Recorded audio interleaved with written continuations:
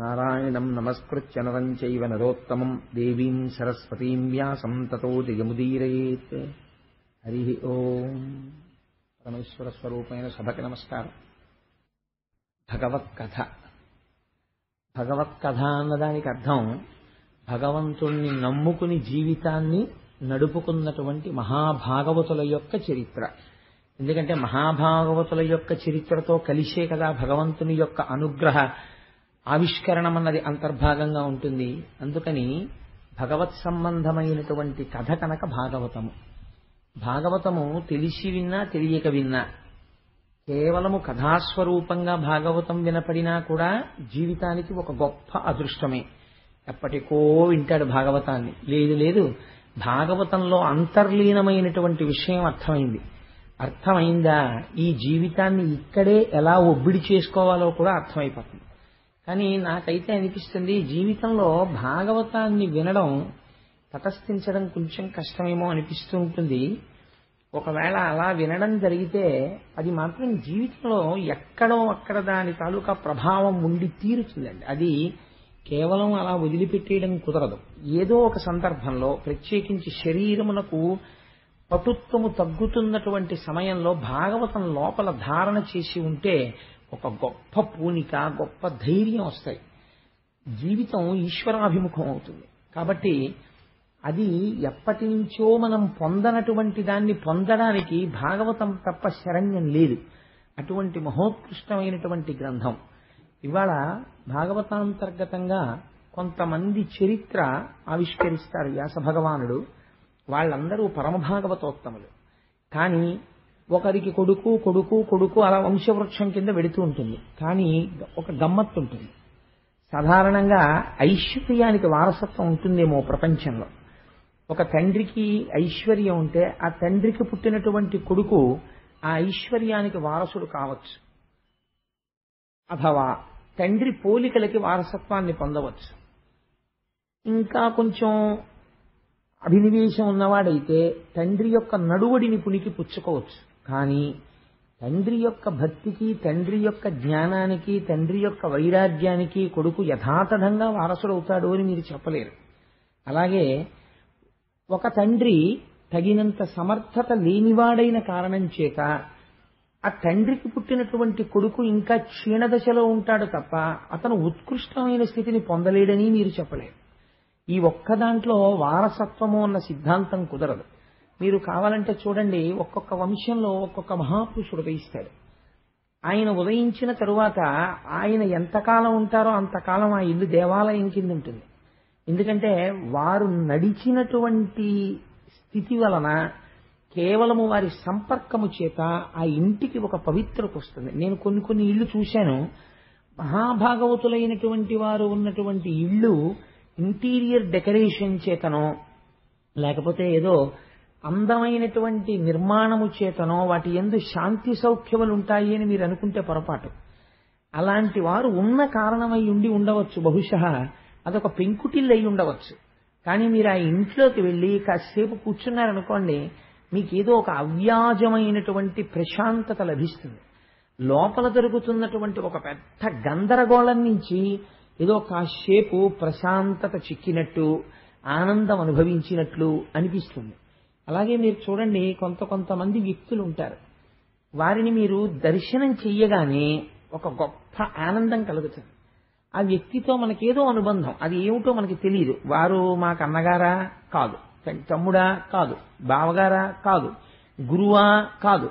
కానీ మరి ఎందుకు వారిని చూస్తే ఆనందం అంటే అది ఈశ్వర సంబంధము నిరంతరము పెట్టుకుని ఉండడం చేత కొంతకాలం మనకు ఏమైపోతుందంటే ఆ ఈశ్వర సంబంధము వీరియందు కూడా ప్రతిఫలించి ఈశ్వర దర్శనము ఎలా జనావళికి తృప్తినివ్వగలదో అలా సాధు పురుషుల యొక్క దర్శనము కూడా అంత గొప్ప అదృష్టాన్ని కటాక్షించగలదు.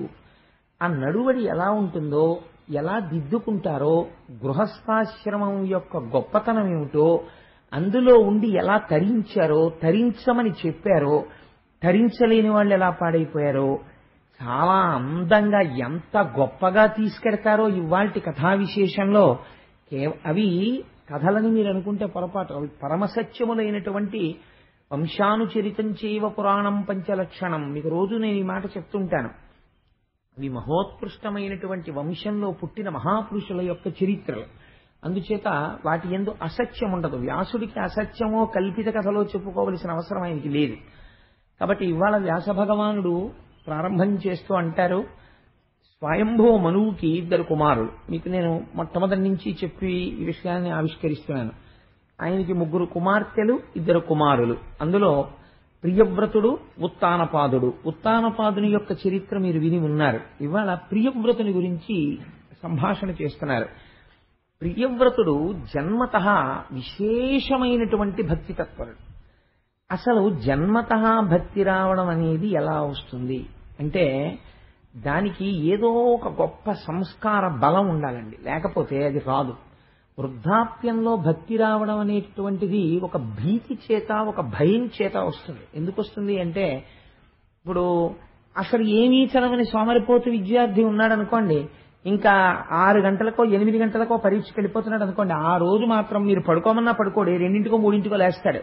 ఎందుకంటే ఇంకొచ్చేసింది పరీక్ష ఇంకో 4 గంటల్లో. అలాగే మృత్యువుకి భయపడైనా సరే వృద్ధాప్యమనందు పోన్లేదో ఉన్నాడో లేడో మనకి ఎందుకు వచ్చిన గొడవ అని ఏదో కొంత భక్తి ప్రకటనం అనేటటువంటిది ప్రారంభమవుతుంది. కానీ యవ్వనంలో భక్తి రావడం చాలా కష్టం అండి. ఒకవేళ యవ్వనంలో భక్తి వచ్చిందనుకోండి, అది అదృష్ట విశేషం, అది పూర్వజన్మ తపఫలం. అలా కాకుండా చాలా చిన్నతనంలో వచ్చిందనుకోండి ఎవరికైనా, దానికి ఏదో బలీయమైనటువంటి కారణం ఉండాలి. లేకుండా అది అలా చిన్నతనంలో భక్తి రమ్మంటే వచ్చేటటువంటిది కాదు.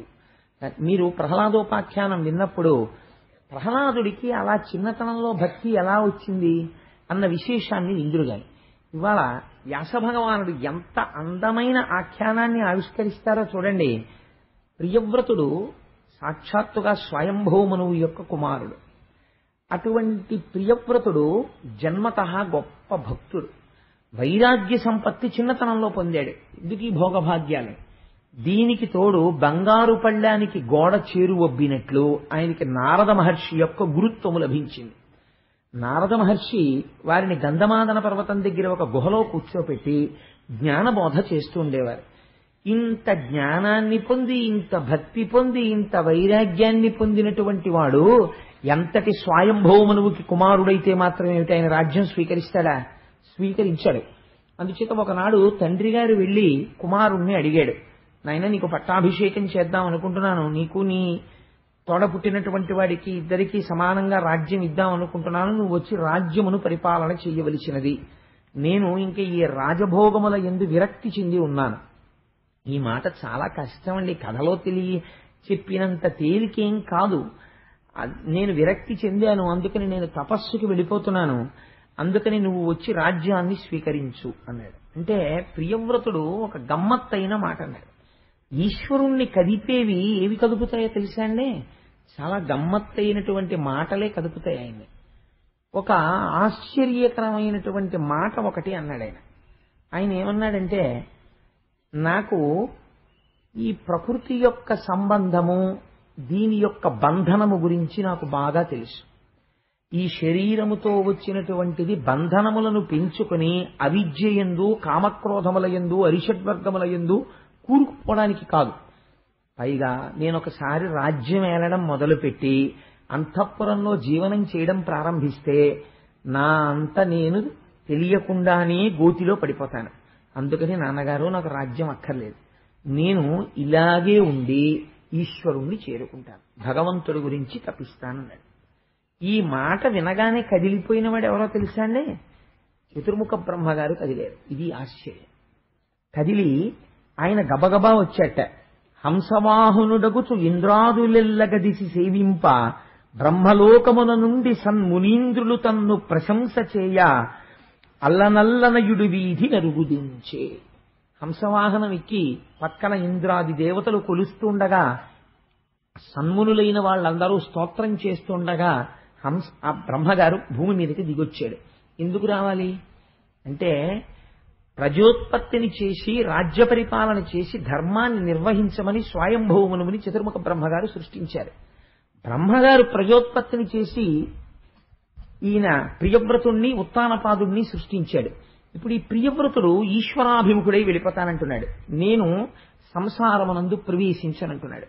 ఇప్పుడు బ్రహ్మగారు ఊరుకున్నారనుకోండి, ఇదే లోకమున కట్టుబాటు అయిపోతుంది. అంటే గృహస్థాశ్రమమునందు ప్రవేశించడం అనేటటువంటిది అత్యంత ప్రమాదకరము. కాబట్టి దాని యందు ప్రవేశించరాదు. ఒకవేళ ఎవరైనా తెలియక ప్రవేశించాడు అనుకోండి గృహస్థాశ్రమంలో, అప్పుడు ఇంకా పెళ్లికి వెళ్లి అక్షతలేయడం అన్నది ఏమైపోతుందంటే పరమ పాపకర్మ చూడ్డానికి వెళ్ళడం కింద అయిపోతుంది. అప్పుడు వైదికమైనటువంటి సంప్రదాయంలో వివాహం అనేటటువంటిది, సంసారంలో ఉండడం అన్నది, గృహస్థాశ్రమం అన్నది పావనం ఎలా అవుతుందండి? కాబట్టి ఇప్పుడు ఏదో అయోమయం ఉంది ప్రియవ్రతుని యందు. గృహస్థాశ్రమము అనేటటువంటిది అరిషడ్వర్గములకు నిలయము, అందుకని నేను రానంటున్నాడు. అది యథార్థమైతే ప్రియవ్రతుడు నిజంగా గృహస్థాశ్రమంలోకి ప్రవేశించలేదనుకోండి, తరించాడో తర్వాత తరించలేదో తరువాతి మాట. కానీ అది మాత్రం ఒక మహాపురుషుడు ఏది ఆచరిస్తాడో అది దేశమునకంతటికీ సంప్రదాయం అవుతుంది. తర్వాత వాళ్ళు ఏమంటారు, ఇంకా వంశం ఉత్పత్తి ఎక్కడ ఉంటుంది? ఉత్తానపాదుడి వైపు ఉంటుంది. ఉత్తానపాదుడి వైపు ఉన్న తర్వాత వాళ్ళు మా వంశంలో ఫలానా ప్రియవ్రతుడు అసలు గృహస్థాశ్రమంలోకి వెళ్ళడానికి భయపడ్డాడు, మేమెందుకు వెళ్ళాలని వెళ్ళడం మానేశారనుకోండి, ఇంకా ప్రజోత్పత్తి ఎక్కడ ఉంటుంది అసలు? మరి అలాంటప్పుడు ప్రజోత్పత్తి చెయ్యమని బ్రహ్మగారు స్వయంభూమనుడికి చెప్పిన మాటకి విలువ ఏముంది అసలు? అసలు గృహస్థాశ్రమం అనేటటువంటి ఒక ఆశ్రమాన్ని ఎందుకు ఏర్పాటు చేసినట్టు? ఇది సత్యమా అసత్యమా? ఉండొచ్చా ఉండకూడదా? ఇందులో ఉండడం ప్రయోజనకరమేనా అప్రయోజనమా? ఇందులోకి మరి ఎందుకు ప్రవేశిస్తున్నట్టు? వైదిక మంత్రాలతో వివాహాలు ఎందుకు చేస్తున్నట్టు? ఇది సక్రమమా అక్రమమా? ఇప్పుడు నిర్ధారింపబడాలి. ఈ మాటకు అందుకు కదిలేరు చతుర్ముఖ బ్రహ్మగారు. మీరు కథగా విన్నారనుకోండి, ఇక కదలిక యొక్క అర్థం ద్యోతకము కాదు. ఇప్పుడు ఎవరి గురించి మాట్లాడుతున్నారు బ్రహ్మగారు అంటే మీ గురించి మాట్లాడుతున్నారు, నా గురించి మాట్లాడుతున్నారు, మనమందరం ఉన్న పరిస్థితిని గురించి మాట్లాడుతున్నారు. ఇలా ఉండడం ఒప్ప తప్ప తీర్పు చెప్తున్నారు బ్రహ్మగారు. ఆయన అన్నారు, కోరి వెక్కన నేను నారదుండును నీవు అందరి మీద ఈశ్వరాజ్ఞపూని అడుగకెప్పుడు చేయుచున్నవారముగాన అతని యాజ్ఞ తప్పనలవి కాదు. నాయనా ప్రియవ్రత, నీ అంతట నువ్వు ఒక నిర్ణయానికి వస్తున్నావు. ఏమని? నేను సంసారములో ప్రవేశించను. నువ్వు ఒకటి ఆలోచించు, వేదము అని ఒకటి ఉన్నది. వేదము ఎవరు చెప్పారు? వేదం అంటే ఈశ్వరాజ్ఞ. ఆయన అది అపౌరుషేయము, ఒకళ్ళు రచించలేదు. ఈ వేదం ఎలా వచ్చిందంటే ఋషులైనటువంటి వారు తపస్సమాధిలో ఉండగా వారికి ఈశ్వర వాణి వినపడింది. ఈశ్వర వాణి వినపడితే వాళ్ళు వినపడినటువంటిది స్వరంతో వినపడింది. వాళ్ళకి ఏది వినపడిందో వాళ్ళు దాన్ని రాయలేదు, వ్రాయకుండా అట్టె పెట్టారు. వాళ్ళు విన్నదాన్ని వాళ్ళ శిష్యులకి వినిపించారు స్వరంతో. శిష్యులు ఆ స్వరంతో అందుకున్నారు, చెవితో విన్నారు. ఈ అందుకున్న శిష్యుడు తాను అందుకున్న దాన్ని వల్లె వేశాడు, మరుపుకి రాకుండా వల్లె వేశాడు. పొరపాట్న కాలగతిలో మంత్రంలో ఒక శబ్దం మారుతుందేమోనని ఘన జట వచ్చాయి. అందుకే మీకు శ్లోకాలకి పద్యాలకి ఘన జట ఉండవు, వేదానికే ఘన జట ఉంటాయి. ఘనాపాటి గారండి ఆయన జట చెప్తారు వినండి అంటారు. జట చెప్తారంటే ఏం చేస్తారు? నమ సోమాయిచ రుద్రాయిచ. మన సుబ్రహ్మణ్య శర్మ గారు లేరేమో సభలో, ఉన్నారేంటి? అదిగో మహానుభావుడు ఇక్కడే ఉన్నారు. మీరు ఎలాగో సభలో మహానుభావుడు ఉన్నారు కదా, మీరు ఒక్కసారి వేదిక మీదకి రండి, జటలో ఒక్క ముక్క అనండి, ఆ వేదం కూడా వినపడుతుంది, అందరూ సంతోషిస్తారు. మీరు కూడా వేదిక మీద కూర్చుంటే నాకు ఆనందంగా ఉంటుంది. ఒక్క మాట అనండి, రండి పైకి రండి. ఒక వేద పురుషుణ్ణి చతుర్ముఖ బ్రహ్మగారు వచ్చినట్టమ్మా ఇవాళ కాదా? బ్రహ్మగారు వచ్చినట్లే ఒక జటలో ఒక ముక్క అనండి, వాళ్ళకి బాగా అర్థం అవుతుంది అప్పుడు. ఓం నమః సోమాయ సోమాయ నమో నమః సోమాయ చ సోమాయ నమో నమః సోమాయ చ సోమాయ చ సోమాయ సోమాయ చ రుద్రాయ రుద్రాయ చ సోమాయ సోమాయ చ రుద్రాయ చ రుద్రాయ రుద్రాయ చ రుద్రాయ చ రుద్రాయ చ రుద్రాయ చ రుద్రాయ చ రుద్రాయ రుద్రాయ చ నమో నమశ్చ రుద్రాయ రుద్రాయ చ నమః. చాలా సంతోషం అండి. బ్రహ్మగారంటే వేదం చూసారా? అనుకోకుండా చతుర్ముఖ బ్రహ్మగారు రావడం అంటే ఇదే. మహానుభావ మీకు నమస్కారం, చాలా సంతోషం అండి. అది జట అంటే విన్నారమ్మా, అందులో అష్టమానువాకంలో రుద్రాధ్యాయంలో నమ సోమాయ చ రుద్రాయ చ నమస్తామ్రాయ చ అరుణాయ చ నమ శంగాయ చ పశుపతయే చ నమ ఉగ్రాయ చ భీమాయ చ నమో అగ్రే వధాయ చ దూరే వధాయ చ నమో హంత్రే చ హనీయసే చ నమో వృక్షేభ్యో హరికేశేభ్యో నమస్కారాయ నమ శంభవే చ మయోభవే చ నమ శంకరాయ చ మయస్కరాయ చ నమ శివాయ చ శివతరాయ చ అని ఒక మంత్రం. దాన్ని భ్రంశము కాకూడదు. రేపొద్దున్న ఎవరైనా అచ్చు తప్పనో లేకపోతే దానికి ప్రక్షిప్తమైపోవడమో ఇంకోటి దాన్ని కలిపేయడమో చేసి సోమాయచ దగ్గర ఇంకో మాట పెట్టడానికి వీల్లేదు. అందుకని జట చేస్తారు, అటు ఇటు వేసి అల్లుతారు. అప్పుడు ఆ పదం అదేనా అంటే ఇంక అనుమానం రాదు. అలా చెప్పాలంటే గురువుల దగ్గర కూర్చుని స్వరంతో నేర్చుకుంటారు. అందుకే శృతి వినపడుతుంది. మహానుభావుడు కృష్ణావధానుల గారి దగ్గర కొన్ని సంవత్సరాలు శిష్యరికం చేశారు సుబ్రహ్మణ్య శర్మ గారు. అందుకని అది వినబడినది శృతి. అందుకే శృతి రూపిణి అంటే ఎవరు? వేదముయే శృతి రూపిణి, శృతి రూపిణియే గాయత్రి, గాయత్రియే లలిత. సాక్షాత్ శబ్దస్వరూపిణి ఏ తల్లి ఉన్నదో ఆ తల్లి పేరే శృతి రూపిణి అని లలితా సహస్రంలో అమ్మవారికి ఒక నామం. అది చాలా గొప్ప నామం అండి. ఆడపిల్లలకు పెట్టుకోవడానికి సాధారణంగా మనకు ఒక దిక్కుమాలిన అలవాటు ఒకటి ఉంటుంది. మంచి పేరు పెట్టి అసలు తీసేసి పీతాంబరధరుడు అని ఒకళ్ళ ఇంట్లో ఒకరికి పేరు పెట్టారు. చాలా బాగుంది, కానీ వాడిని పీతా అని పిలవడం మొదలెట్టారు. ఎందుకంటే పీతాంబరధరుడు పేరు, కానీ వాళ్ళు అలా పిలవరు, సగానికి కత్తిరించేస్తారు. అలాగ ఎంత ప్రమాదం చూడండి. పీతాంబరధరుడు ఎక్కడ, పీత ఎక్కడ? శృతి రూపిణి అని పేరు పెట్టి ఆ శృతి రూపిణి అని పూర్తిగా పిలవకపోయినా కనీసం శృతి అని పిలిచారనుకోండి, వేదమాతని గౌరవించినట్టు అవుతుంది. శృతి అంటే వేదం. అందుకని అదొక గొప్ప పేరు లలితా సహస్రనామ స్తోత్రంలో ఆడపిల్లలకి. సరే, అందుచేత అటువంటి వేదము ఈశ్వరవాణి. బ్రహ్మగారు అంటున్నారు, ఏమయ్యా ప్రియవ్రత, నీయంత నువ్వు ఒక నిర్ణయానికి వస్తున్నావు, గృహస్థాశ్రమము ప్రమాదకరము, నేను వెళ్ళనంటున్నావు. నీకు నాకు సమస్త లోకపాలులకు బ్రాహ్మణులకు అందరికీ ఎవరి వాక్కు శిరోధార్యమో ఒక ప్రమాణం ఏమైనా ఉన్నదా? ఇది ఏ ప్రమాణమో అని చెప్పడానికి మనకి ఏదైనా వాక్కు ఉన్నదా? ఉన్నది. ఏది ఉన్నది? అదే ఆయన చెప్తున్నారు. ఈశ్వరాజ్ఞ పూని అడుగకెప్పుడు చేయుచున్న వారముగాన అతని యాజ్ఞ తప్పనలవి కాదు. మనం ఏది అనుభవించినా, ఏది చేసినా, ఏది ప్రమాణమై ఉంటుంది? వేదమే ప్రమాణము. వేదము ప్రమాణము కాదని మీరు సొంత నిర్ణయం తీసుకుని ప్రవర్తించారనుకోండి, నాస్తికుడు అని పిలుస్తారు. ఈశ్వరుడు లేడన్న వాడిని నాస్తికుడు అనరు, వేదము ప్రమాణము కాదన్న వాడిని నాస్తికుడు అంటారు. అందుకే వేదము కనపడినా, వేద పండితుడు కనపడినా వెంటనే నమస్కరించవలసినదే. అది బ్రహ్మగారి యొక్క ముఖస్వరూపము. సాక్షాత్తుగా ఈశ్వరుడి యొక్క ముఖమునందుంటాడు వేదం చెప్పిన పండితుడు.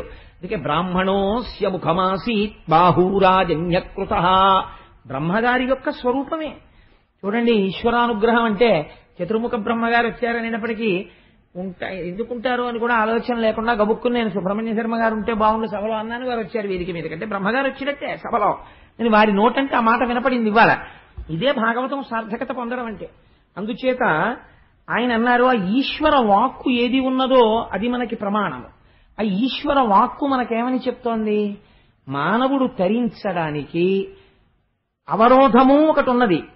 అవరోధమును నువ్వు వైరాగ్య సంపత్తి చేత, భక్తి చేత మార్చుకొనగలిగితే నీకది బలము అయి ఉన్నది. కన్ను ఉన్నది, మీరు జాగ్రత్తగా గమనించండి. నాశనం అయిపోవడానికి కన్ను ఒక్కటి చాలు. అజామీనుడు దేనివల్ల పాడైపోయాడండి? ఒక్క కంటితో ఒక్క దృశ్యమును చూసి జీవితం పాడైపోయాడు. ఒక్క మాట నోటితో పలికి ఊర్ధ్వలోకాలకు వెళ్ళిపోయాడు. ఇప్పుడు ఏమైంది? ఒక ఇంద్రియం నశింపచేస్తోంది, ఒక ఇంద్రియం రక్షించేస్తోంది. ఇంద్రియం రక్షిస్తుందా, ఇంద్రియం నశింపచేస్తుందా? ఇంద్రియానికి సంబంధం లేదు. ఇంద్రియాన్ని మీరెలా వాడుకుంటున్నారు అన్నదే ప్రమాణం అంతే. ఈశ్వరుడు మీకు సాధన సంపత్తులు ఇచ్చాడు. ఒక పిల్లవాడిని తండ్రి నమ్మాడు. నమ్మి, నాన్న బాగా చదువుకో అని ఒక 5,000 రూపాయలు ఇచ్చి చదువుకోవడానికి పంపించాడు. ఆ పిల్లవాడు 5,000 రూపాయలు పెట్టి, నాన్నగారు 3,000 రూపాయలు పెట్టి నేను మంచి మంచి పుస్తకాలు కొనుక్కుని చదువుకుంటున్నాను నాన్నగారు, ఇంకొక 2,000 పంపండి అన్నాడు. తండ్రి సంతోషపడిపోయి ఇంకో 2,000 పంపుతాడు. ఆ 3,000 రూపాయలు వాడి దురభ్యాసాలకి ఖర్చు పెట్టాడు అనుకోండి. ఇక్కడున్న తండ్రి తప్ప డబ్బు పంపడం? ఆయన తప్పు కాదు. ఈశ్వరుడు ఇంద్రియాలు ఇవ్వడం తప్పు కాదు. ఈశ్వరుడు ఇంద్రియాలు ఇచ్చినది దేనికి? మీరు బాగా గుర్తు పెట్టుకోవలసిన విషయము. ఇంద్రియాలని ఎందుకు ఇచ్చాడో తెలుసా? మీరు బాగా గమనిస్తే ఇంద్రియాలని ఇవ్వడానికి ప్రధానమైన కారణము వర్షాకాలంలో, వేసవి కాలంలో ఎండవేడిమికి, వర్షాకాలపు నీటి ధారకి తట్టుకోలేమని మీరు ఇల్లు ఎలా కట్టుకున్నారో ఈశ్వరుడు మీకు ఇంద్రియాన్ని అందుకు ఇచ్చాడు. బయట భోగోపకరణములుంటాయి, ఇక్కడ భోగం అనుభవించాలన్న తృష్ణ ఉంటుంది. ఇంద్రియం దానికి మీరు ఉపయోగించకుండా పట్టుకుని అట్టెపెట్టారనుకోండి, బలవంతంగా అట్టెపెట్టారనుకోండి, అది ఎప్పుడో అప్పుడు ఆ సుఖాన్ని కోరుతూనే ఉంటుంది. అసలు పుట్టిన దగ్గర నుంచి ఎప్పుడూ వాడికి అసలు గోంగూర పప్పు అంటే ఏమిటో తెలియదు అనుకోండి. తెలియకుండా ఒక పిల్లాన్ని, షడ్రుచులతో ఒక పిల్లవాడిని పెంచుతున్నారనుకోండి. మీరు ఊహ చేయండి. చేస్తే ఒక పిల్లవాడికి మీరు షడ్రసోపేతమైన భోజనం పెడుతున్నారు. ఒక పిల్లవాడిని ఏదో చాలా పెద్ద పండితుణ్ణి చెయ్యాలి, వాడిని గొప్ప వైరాగ్యవంతుణ్ణి చెయ్యాలని వాడికి మీరు రోజు చప్పిడి మాత్రమే పెడుతున్నారు. ఇప్పుడు నేను చప్పిడి పెడుతున్నాను కాబట్టి వీడు మహాపండితుడైపోతాడని మీరు అనగలరా? నేనంటాను, చప్పిడి తింటున్నవాడు షడ్రసోపేతమైన పదార్థములు తిన్నవాడి కన్నా ప్రమాదకారి కావచ్చు. ఎందుకని? వాడు రోజు షడ్రసోపేతమైన పదార్థములు తింటున్న వాడిని చూస్తున్నాడు. వాడికి లోపల అవి ఎలా ఉంటాయో అన్న కోరిక బలపడిపోతోంది. ఏదో ఒకనాడు అవి కాటు వేస్తాయి. నువ్వెంతకాలం కాపలా కూర్చుంటావు? ఎప్పుడో అప్పుడు వాడు నువ్వు చూడకుండా పప్పు అన్నం కలిపి తినేస్తాయి. ఏమవుతుంది అప్పుడు? కాబట్టి ఈశ్వరుడు చిత్రముఖ బ్రహ్మగారు అన్నారు, రాజు పెద్ద కోట కట్టుకుంటాడు. అంత కోట ఎందుకండి రాజుగారికి? ఒక గచ్చాలదా? చాలదు, కోట ఉండాలి. ఎందుకని? శత్రువు ఒక్కడు రాడు, కొన్ని వేల మంది వస్తారు. ఇన్ని వేల మంది సైనికుల్ని ఎదురొడ్డి పోరాడడానికి వీలైనంత పెద్ద రక్షణ స్థావరము రాజుకుండాలి. దుర్గములో కూర్చుని యుద్ధం చేస్తాడు. అలా భోగోపకరణములన్నిటినీ అనుభవించడానికి నీకు ఈశ్వరుడు 5 జ్ఞానేంద్రియములు, 5 కర్మేంద్రియములు ఇచ్చాడు. కానీ ఒక్క మాట చెప్పాడు, అదే వేదము. ఏం చెప్పాడు? నువ్వు అనుభవించు, నేనేమన్నా. నువ్వు మధురమైన పదార్థము నీకు తినాలనుంది, నువ్వు తిను, హాయిగా తిను. నీకు నేనిచ్చాను అర్థం, ఇందులో శక్తి నేనిచ్చాను. నువ్వు కష్టపడ్డావు, నీ దగ్గర 100 రూపాయలు ఉన్నాయి, నీకు చక్కెర పొంగల్ తినాలనుంది, తిను. నీకు పిల్లల్ని కనాలనుంది, కను, తప్పులేదు. ఒక స్త్రీ యందు క్షేత్రముగా స్వీకరించి నీ బీజమును నిక్షేపించు, దోషము లేదు. కానీ ఏది చేసినా ఒక్కటి గుర్తు పెట్టుకో. అందుకే మన వాళ్ళు పూజ చేస్తే ఏదైనా మానచ్చు. అష్టోత్తరం చెప్పే చోట సహస్రం చెప్పచ్చు, సహస్రం చెప్పే చోట అష్టోత్తరం చెప్పచ్చు. అసలు పూజ మారిపోయేది ఎక్కడో తెలుసా అండి? అసలు ఆవాహన దగ్గర ఆచమనం, అర్ఘ్యం, పాద్యం, స్నానం, యజ్ఞోపవీతం, ఈ మంత్రాల దగ్గర ఎప్పుడూ పూజ మారదు. ఎక్కడ మారుతుందో తెలుసా అండి? పుష్పార్చనకి సంబంధించినటువంటి మంత్రం వస్తుంది శ్రీ సూక్తంలో కానీ పురుష సూక్తంలో కానీ. ఇక్కడ పూజని మీరు ఎక్స్పాండ్ చేయొచ్చు. మీకు టైం లేకపోతే మీరు ఆ పూజని తగ్గించవచ్చు. ఎలా తగ్గించవచ్చు? నేను ఒక రోజున చాలా ముఖ్యమైన పని మీద వెళ్ళిపోవాలి, నాకు టైం లేదు. నేను ఆ రోజున ఏం చేస్తానంటే, శ్రీరామ రామ రామే తిరమే రామే మనోరమే సహస్రనామ తత్తుల్యం రామనామ వరాననే అని ఒక్క పువ్వు స్వామి పాదాల మీద పెట్టి అంతే నైవేద్యం పెట్టేస్తాను. ఏమైంది? అంతే, నేను సహస్రార్చన చేసినట్టే. యథార్థముగా నాకు సమయం లేకపోతే ఆ రోజున అనుకోకుండా ఏదైనా ఉపద్రవం వచ్చింది, వెళ్ళిపోవాలి తొందరగా, అప్పుడు నేను అదొక్కటి చెప్పి వెళ్ళిపోవచ్చు. నాకు టైం ఉన్నది. కానీ సహస్రం చెప్పేంత టైం కాదు. అష్టోత్తరం చెప్పచ్చు. కాదు, ఇవాళ ఆదివారం టైం ఉంది, సహస్రం చెప్పచ్చు. సహస్రం చెప్పి ఇంకా టైం ఉంది, లక్ష్మీ సహస్రం చెప్పచ్చు. కాదు, నీకు ఇంకా టైం ఉంది, శివకేశం అభేదంగా శివ సహస్రం చెప్పచ్చు. పూజని మీరు ఎంతైనా ఎక్స్పాండ్ చేయొచ్చు. కానీ మీరు అర్ఘ్యం దగ్గర ఎక్స్పాండ్ చేయండి పూజని. You can't do it. మీరు చేయలేరు దాన్ని. మానసికంగానైనా మీరు ఎంతసేపు చేస్తారండి అర్ఘ్యాన్ని? చేతులు పడితే కసి నీళ్లు పోస్తారు, అంతేగాని అర్ఘ్యం దగ్గర ఆరాఘ్య అంటూ కూర్చుంటారేంటి? మీరు కూర్చోలేరు. పూజని అర్చన దగ్గర మాత్రమే మీరు పెంచగలరు, ఇతరమైన చోట్ల మీరు పూజని పెంచలేరు. అలా పెంచకూడదు కూడా, దోషయుక్తం అది. అలా మీరు ఏది చేసినా ఒకటి మాత్రం మార్చడానికి వీల్లేదు పూజలో. ఏది మార్చకూడదు అంటే ధర్మ అర్థ కామ మోక్ష చతుర్విధ పురుషార్థ ఫల సిద్ధ్యర్థం అని చెప్పి పూజ చేస్తారు. గృహస్థాశ్రమంలో ఉన్నవాడు నేను నాశనం అయిపోవడానికి, నా శరీరం తొందరగా పడిపోవడానికి అని పూజ చేయకూడదు. నిన్ను నమ్మి వెనకాల కొంతమంది ఉన్నారు నువ్వు తాళి కట్టిన పాపానికి. అందుకని ధర్మార్థ కామ మోక్ష చతుర్విధ పురుషార్థ ఫల సిద్ధ్యర్థం, ఈ పురుషార్థములను అడగాలి. అర్థము ధర్మముతో కలపాలి, కామము ధర్మంతో కలపాలి. అప్పుడు ఏమైంది? మోక్షం వస్తుంది. నేను తరచు ఒక మాట చెప్తుంటాను, మీకు ఒక 10 అడుగుల కర్ర తీసుకొచ్చి ఇచ్చి, లేకపోతే తేలికగా అర్థం అవడానికి 8 అడుగుల కర్ర తెచ్చిచ్చి, అయ్యా దీన్ని సమానమైనటువంటి పొడుగున్న 4 ముక్కలు చెయ్యండి అని మిమ్మల్ని అడిగారనుకోండి, మీరు 4 ముక్కలు చేయడానికి ఎన్ని మాటలు నరుకుతారు? 8 అడుగుల కర్రని 4 సమానమైన పొడుగున్న ముక్కలు చేయాలంటే ఒక్కొక్క ముక్క ఎన్ని అడుగులు ఉండాలండి? 2 అడుగులు ఉండాలి. అది చాలా సామాన్యమైన విషయం. దానికి ఏం పెద్ద మ్యాథమెటికల్ ఎబిలిటీస్ ఏం అక్కర్లేదు. ఒక్కొక్క ముక్క 2 అడుగులు ఉంటే 4 8. కానీ ఎన్ని మాటలు నరుకుతారు? కర్ర పెట్టి 2 అడుగులు చూసి ఓసారి నరుకుతారు, ఓ ముక్క వచ్చేసింది. మళ్ళీ 2వ మాట నరుగుతారు, 2వ ముక్క వచ్చేసింది. 3వ మాట నరుగుతారు, 4 అడుగుల ముక్కలో ఇటో ముక్క వచ్చేసాయి. ధర్మబద్ధమైన అర్థము, ధర్మబద్ధమైన కామము మోక్షమునకే దారి తీసేస్తాయి. కాబట్టి ఇది ఈశ్వర వాక్కు. నీవు అర్థకామములను అనుభవించకపోతే ఇంద్రియములు పగబడతాయి, పతనమైపోతావు. ఎప్పుడవుతావు తెలియదు. భావనా మాత్రము చేత పతనమైపోవచ్చు. కాబట్టి ఏం చేస్తావు? దుర్గమునందు కూర్చుని నువ్వు యుద్ధం చెయ్యి. నీకు వచ్చినటువంటి బాధ ఏం లేదు, నీకు రాజ్యం ఎందుకు అక్కర్లేదు. ఈశ్వర దత్తమి రాజ్యము అనుకుని నువ్వు రాజ్య పరిపాలన చెయ్యి. ఈశ్వర దత్తము నాకు ఈ భోగము అనుకుని ధర్మబద్ధమైన భోగాన్ని అనుభవించు. ఈశ్వర దత్తము నాకు ఈ అనుభూతి అనుకుని నువ్వు ఆ అనుభూతిని అనుభవించు. ఏది చేసినా ముందు మాత్రం ఒకటి కలుపుకుంటుండు, ఇది ఈశ్వరానుగ్రహము, ఈశ్వరానుగ్రహము, ఈశ్వరానుగ్రహము అంటుండు. కొంతకాలం అయిన తర్వాత ఇంకొక మాట పరిశీలన చెయ్యి. యథార్థముగా ఇది సుఖమేనా అని ఒక ప్రశ్న వేస్తుంది. నిజంగా ఇది సుఖమైతే ఎప్పుడూ అది సుఖాన్నే ఇస్తూ ఉండాలి. కానీ సుఖము అనబడిన వస్తువు ఒక్కొక్కసారి దుఃఖమును ఇచ్చుచున్నది, దుఃఖ కారణమగుచున్నది. నేను తరచు చెప్తుంటాను దానికి ఉదాహరణ. ఏదో మీకు ఇష్టమైనటువంటి పదార్థాన్ని కొంత నోట్లో వేసుకున్నారనుకోండి బాగుంటుంది, కొంచెం ఎక్కువ వేసుకున్నారనుకోండి దుఃఖం వస్తుంది, అబ్బో వద్దనిపిస్తుంది. కాబట్టి వస్తువు సుఖమా దుఃఖమా? సుఖము కాదు దుఃఖము కాదు, మీ మనస్సు యొక్క భావన.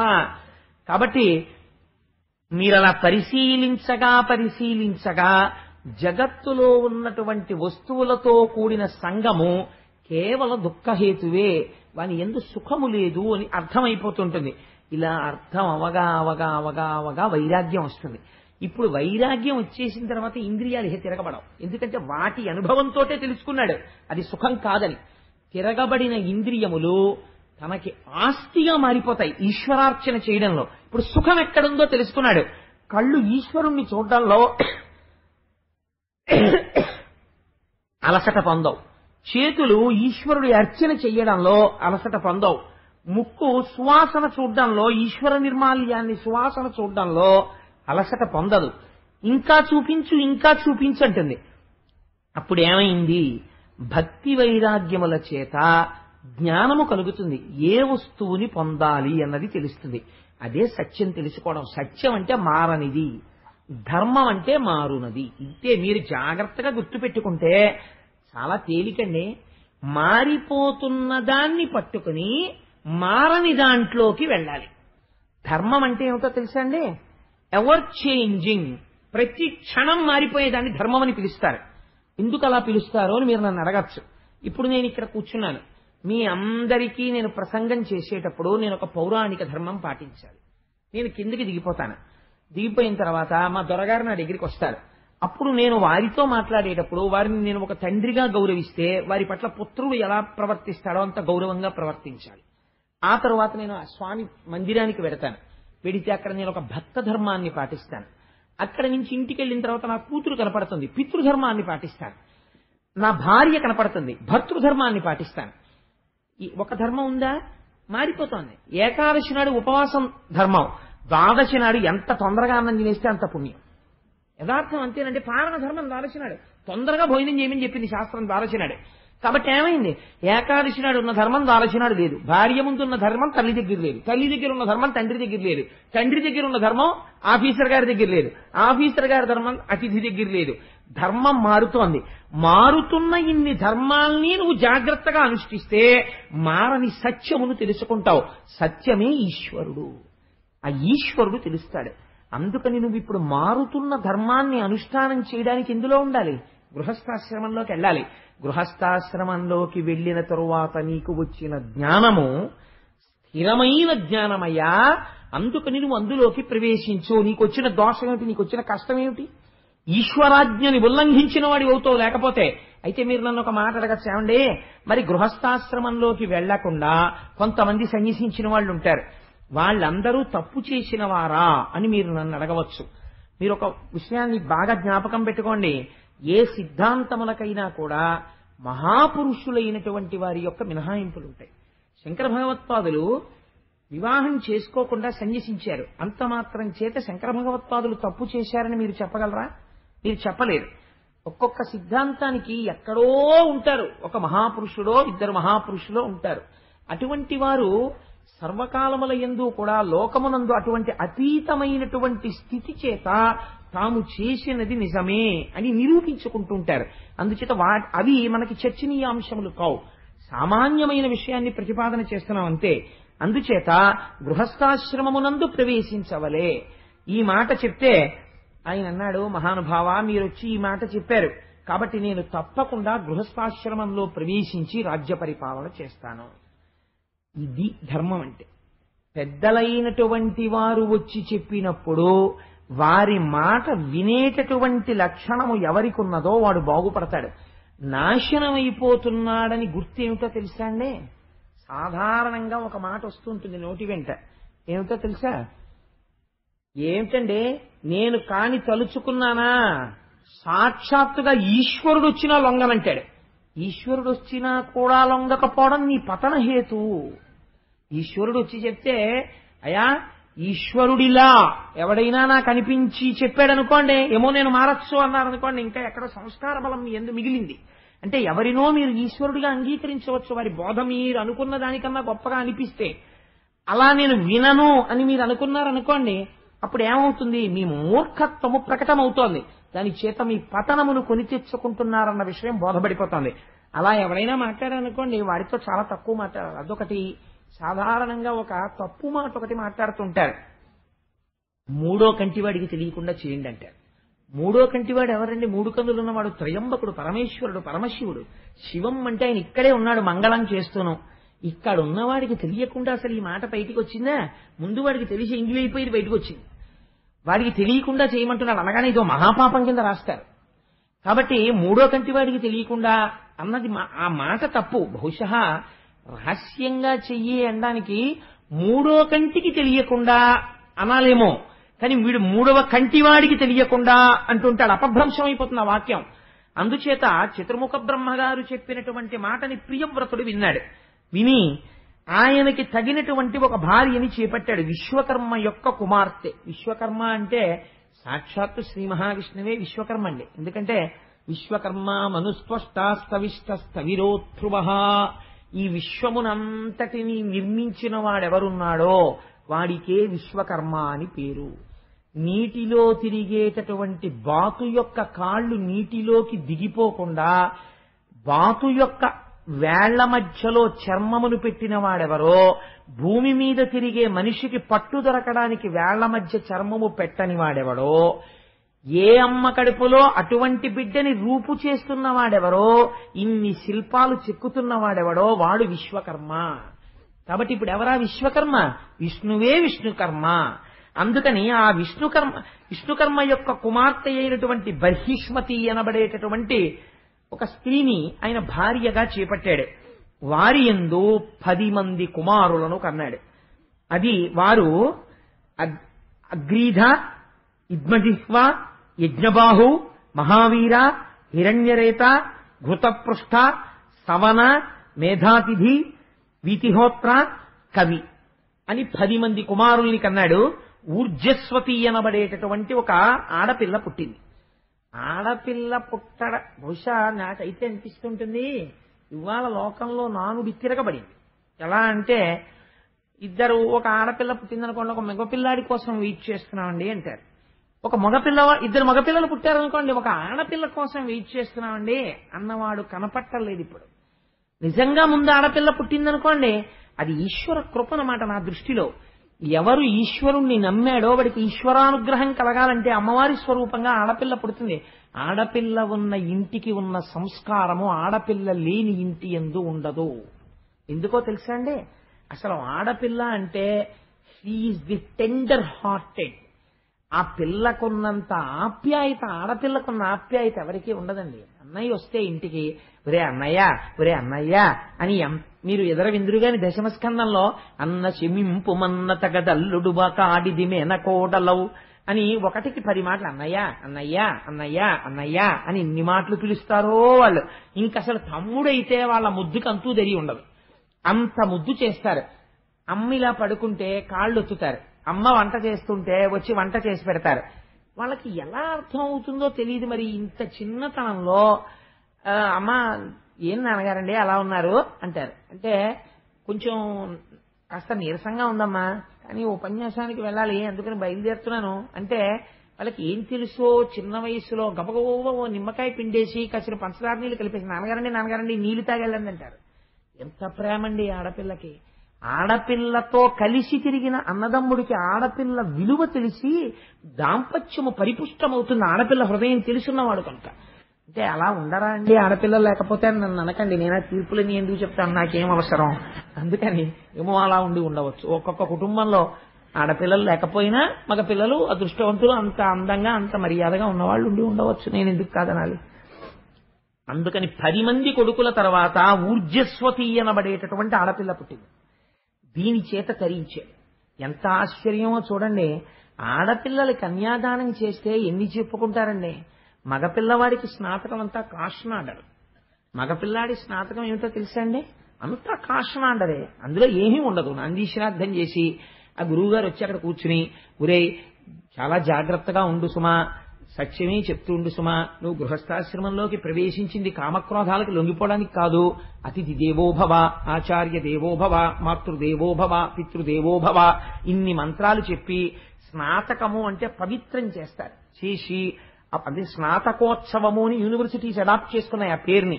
ఆ స్నాతకము అన్న ఉత్సవం చేసి తండ్రి యోగ్యుణ్ణి చేసి వరుడుగా పెళ్లిపీటల మీదకి తీసుకెడతాడు. ఆడపిల్లని కన్యాదానం చేసేటప్పుడు అలా కాదండి. కన్యని కన్న తల్లిదండ్రులు ఎంత అదృష్టవంతులంటే ఒక బ్రహ్మాండమైన సంకల్పం చెప్తారు. ఇవ్వాలంటే చేసే వాళ్ళకి దాని మర్యాద తెలుసుకుందామన్న ఉత్సాహము లేదు. అన్నిటికన్నా చాలా ఉత్సాహం అంతా దేని మీద? ఫోటో మీద, వీడియో మీద. ఈ 2 గ్రసించేసే వైదిక ధర్మాన్ని. ఎంతసేపు తాళి కడుతూ కూడా మెడ తిరిగిపోయిన కోళ్ళ ఇలా ఉంటాడు తప్ప వాడు ఇక్కడ అయ్యో ఒక్కొక్క ముడి నా జీవన హేతు, ఈ ముడుల వలన నేను బ్రతుకుతున్నానని దాని కుంకం పెడుతూ పవిత్రతతో కట్టడే. జీలకర్ర బెల్లం పెట్టుకుంటూ ఇటు తిరిగి తలంబ్రాలు పోసుకునేటప్పుడు ఇక్కడే ఉన్నారు సుబ్రహ్మణ్య శర్మ గారు, ఎన్ని విషయాలు అడుగుతుందో కన్య. నీ వలన నాకు సంతానము కలుగుగాక, నీవు ఐశ్వర్యవంతుడవగుదువుగాక, ఇన్ని అడుగుతుంటే దేవతలందరూ వచ్చి అక్కడ నిలబడతారు. అప్పుడు తలంబ్రాలు పోసుకుంటారు. బ్రాహ్మణులు ఎలా చెప్పారో బ్రహ్మస్థానంలో అక్కడ ఎవరు కూర్చున్నారో వారి మాట విని అంత గౌరవంగా జరగాలి. తెలిసి తెలియని వాళ్ళు వచ్చి పోసేయ నరుపులు, వీళ్ళు పళ్ళాలెత్తి పోసేసుకోవడం. ఆ తర్వాత ఏమండి పిల్లల పుట్టలేదని తిరుగుతున్నారు. ఎందుకు వస్తారు? దేవతలు అవమానింపబడలేదు. మంత్రప్రోక్తము బ్రహ్మగారు మంత్రం చదువుతున్నాడు, అనుసంధానముగా క్రతువు లేదు, నీకు మర్యాద లేదు, ఎందుకు దేవతలు నిన్ను అనుగ్రహించాలి? ఉన్నది ఊడిపోతుంది. అందుకని ఏమవుతోంది? వైదిక మర్యాద రోజు రోజుకి అవమానింపబడుతున్నది. ఆడపిల్లని కన్నవాడు కన్యాదానం చేస్తే ఎంత చెప్తాడో తెలుసా అండి? ఇక్కడి నుంచి బ్రహ్మలోకానికి నువ్వు గింజలు పేర్చుకుంటూ వెడితే మళ్ళీ ఆ నువ్వు గింజలన్నీ లెక్క పెడితే ఎన్ని నువ్వు గింజలు వస్తాయో అన్ని సంవత్సరాల పర్యంతము బ్రహ్మలోక ప్రాప్తి. ఇలా ఎంత సంకల్పం చెప్తారో చెప్పి మహాసంకల్పం చెప్పి నారాయణుడిగా భావించి కన్యాదానం చేస్తాడు. ఏది కొడుకు పక్షంలో చూపించండి నాకు ఇంత అల్లరి. వాడు ఒక్కటే చేయగలడు, చచ్చిపోయిన తర్వాత గయాశ్రాద్ధం పెట్టగలడు ఓపిక ఉంటే. లేకపోతే అబ్బా నేను ఎక్కడ వెళ్ళగలండి, ఇప్పుడు గయాన్ని వెళ్ళకపోతే నీ పిడబోయారు, ఇంకా ఎవడో నీకు చేసేవాళ్ళు లేడు. వీడు ₹1,00,000 కొడుక్కిస్తాడు, వాడేమో పిఠాపురం నుంచి నల్లావుని తీసుకొచ్చి దానం చేస్తే ₹5,000 అయిపోతాయని ₹1 ఇచ్చి గోదానం చేసేస్తాడు. ఎంతకైనా అయిపోతుంది గోదానం నీకు శ్రద్ధ లేకపోతే. ఆయనకే అక్కడ మాత్రం రే చూసావా ఒకసారి వెనక్కి తిరిగి చూడు, నువ్వు ఇచ్చిన దానికి వాడు కర్రేవును కూడా తీసుకురాలేదురా అంటారు. వాళ్ళు వైతరిలో పడి కొట్టుకుంటాడు. సరే, అందుచేత ఆడపిల్ల వైభవం అంటే ఏమిటో చూపిస్తున్నారు చూడండి. అందుకని ఊర్జస్వతి అనబడేటటువంటి కన్యని యోగ్యుడైన వాడికి ఇచ్చి కన్యాదానం చేయాలి. అందుకని శుక్రాచార్యుల వారికి ఇచ్చి కన్యాదానం చేశాడు. శుక్రుడు గురువు, మహానుభావుడు. ఆయన సామాన్యుడు కాదండి. బృహస్పతి ఎంతటి వాడో శుక్రాచార్యుడు అటువంటి వాడు. మీరు భాగవతంలో విందుడుగా వచ్చేస్తోంది ఇంకెదరెదరా. ఒక్కొక్కసారి బృహస్పతి అంటాడు, నీ కర్మ, నీకు ఇవాళ శుక్రాచార్యుల వారి యొక్క అనుగ్రహం రాక్షసులకు ఉన్నట్టు నా అనుగ్రహం మీకు లేదు, అవతల బాగుండి అన్నాడు. ఓసారి అయితే గురువు గారు వెళ్ళిపోయాడు, కోపం వచ్చి. వెళ్ళిపోతే నాశనం అయిపోయారంటే దేవతలు. గురువు అంటే ఎలా ఉంటుందో చూపిస్తారు. శుక్రాచార్యుల వారు నమ్ముకుని బలిచక్రవర్తి ఇంద్రుడిని తరి అవతల పారేశాడు. అటువంటి వాడు శుక్రుడు అంటే సామాన్యుడు కాడు. అటువంటి మంత్రవేత్తకిచ్చి వివాహం చేశాడు.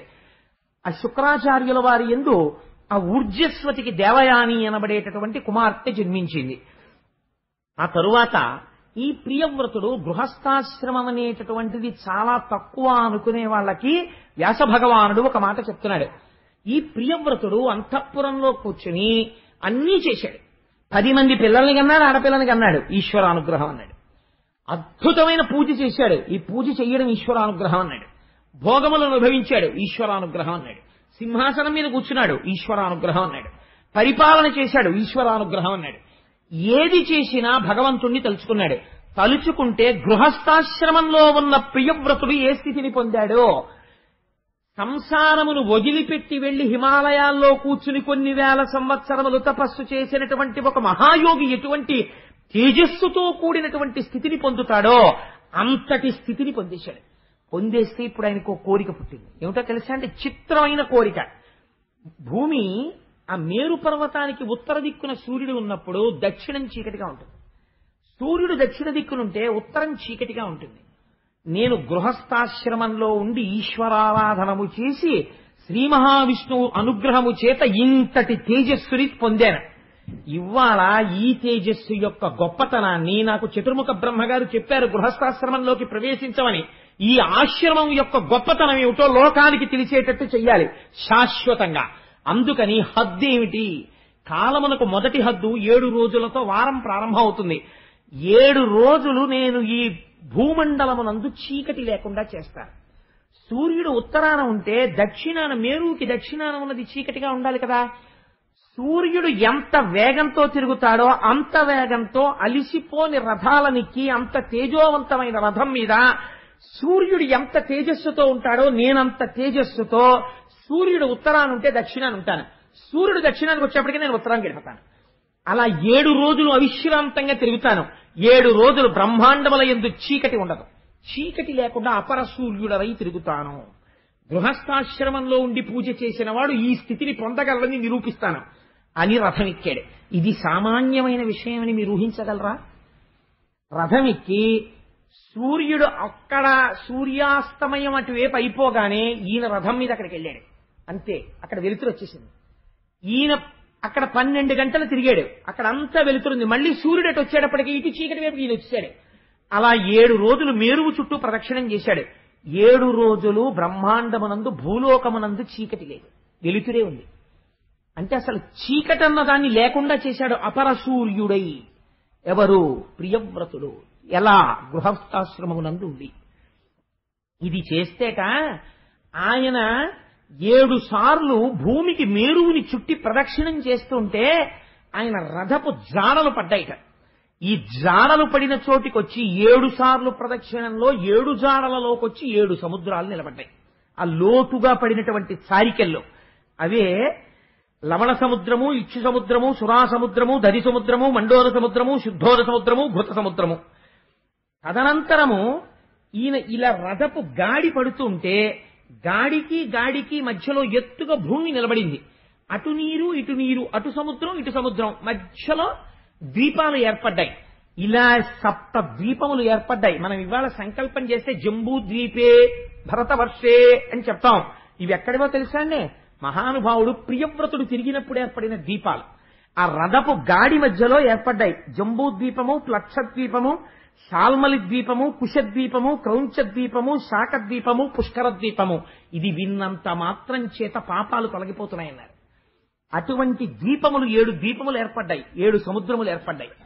అటువంటిది సాధించి ఇది చెయ్యవలసింది.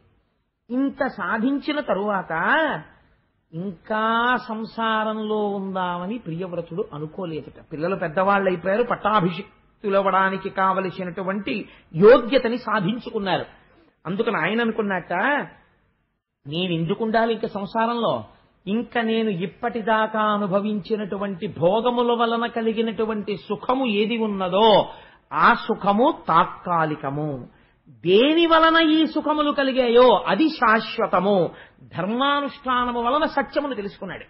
ఆ సత్యమునందు నేను లీనమైపోతానని ప్రవృత్తి మార్గంలోంచి నివృత్తి మార్గంలోకి వెళ్ళిపోయాడు. భార్య వంక చెట్ట చివర ప్రియవ్రతుడు వెళ్ళిపోతున్నప్పుడు చూసిన చూపుట ఒక శవాన్ని చూసినట్టు చూసి వెళ్ళిపోయాడు. ఎంత గొప్ప మాట పోతన గారు వాడారో తెలుసా అండి? సంసారమంతా ఎందులోంచి వచ్చింది? భార్యలోంచి. అంటే అంతటి నివృత్తి ధర్మాన్ని, అంతటి వైరాగ్యాన్ని పొందేశాడు. ఆఖరణ పొందేసి అరణ్యములకు వెళ్లి ఘోరమైనటువంటి తపమాచరించి తనలో ఉన్నటువంటి తేజస్సుని ఈశ్వర తేజస్సుతో కలిపి మోక్షాన్ని పొందేశాడు. చతుర్ముఖ బ్రహ్మగారు చెప్పినది సత్యమా అసత్యమా విని నీవు దాన్ని అనుష్ఠాన పర్యంతమునకు తెచ్చుకోగలిగితే గృహస్థాశ్రమమునందు నీవు సాధించలేనిదేది. ఇది ఈ విషయం చెప్పి, ఒక తండ్రి ఇలా ఉంటే తండ్రి కొడుకు ఎలా ఉండాలి? కాబట్టి ఇంతటి తేజోమూర్తి యొక్క కొడుకులు కూడా అలా ఉండాలి అని మనం భావిస్తాం. ఇదే నేను ఉపన్యాసానికి ఉపోద్ఘాతంలో చెప్పింది. సాధారణంగా ఆధ్యాత్మిక సంపత్తి అనేటటువంటిది మాత్రం వారసత్వంగా రాదు. ఒక్కొక్క ఇల్లు చూడండి, ఒక్కొక్క మహాపురుషుడు ఉండడం వల్ల అది దేవాలయం అయిపోతుంది. దేవాలయానికి ఎలా వెడుతుంటారో వస్తుంటారో ఆ ఇంటికి అలా వెడుతుంటారు వస్తుంటారు జనం, అంతూ జరిగి ఉండదు. కొంతకాలం అయిపోయిన తర్వాత కాలగతిలో ఆ మహాపురుషుడు వెళ్ళిపోతాడు. ఆ పురుషుడి తేజస్సుతో కూడుకున్న వాళ్ళు, ఆయనతో ఉన్న వాళ్ళందరూ ఉంటారు, ఎవ్వరు వెళ్ళరు ఇంకా ఇంటికి. ఆ ఇంటికి వచ్చేవాడు ఒక్కడు కనపడడు. ఎందుకని? ఆ ఐశ్వర్యము వారితో వెళ్ళిపోయింది. వారికి ఎక్కడొచ్చింది ఐశ్వర్యం?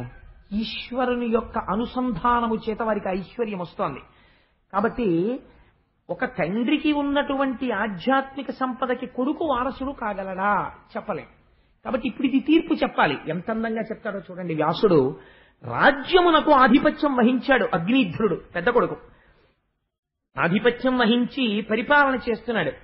ఈయనకి కూడా వివాహం కావలసి ఉంది.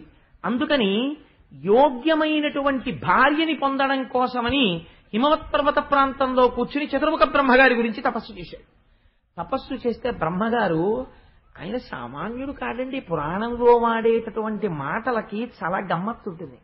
ఈయన యోగ్యతాయోగ్యతల్ని పసిగట్టాడు.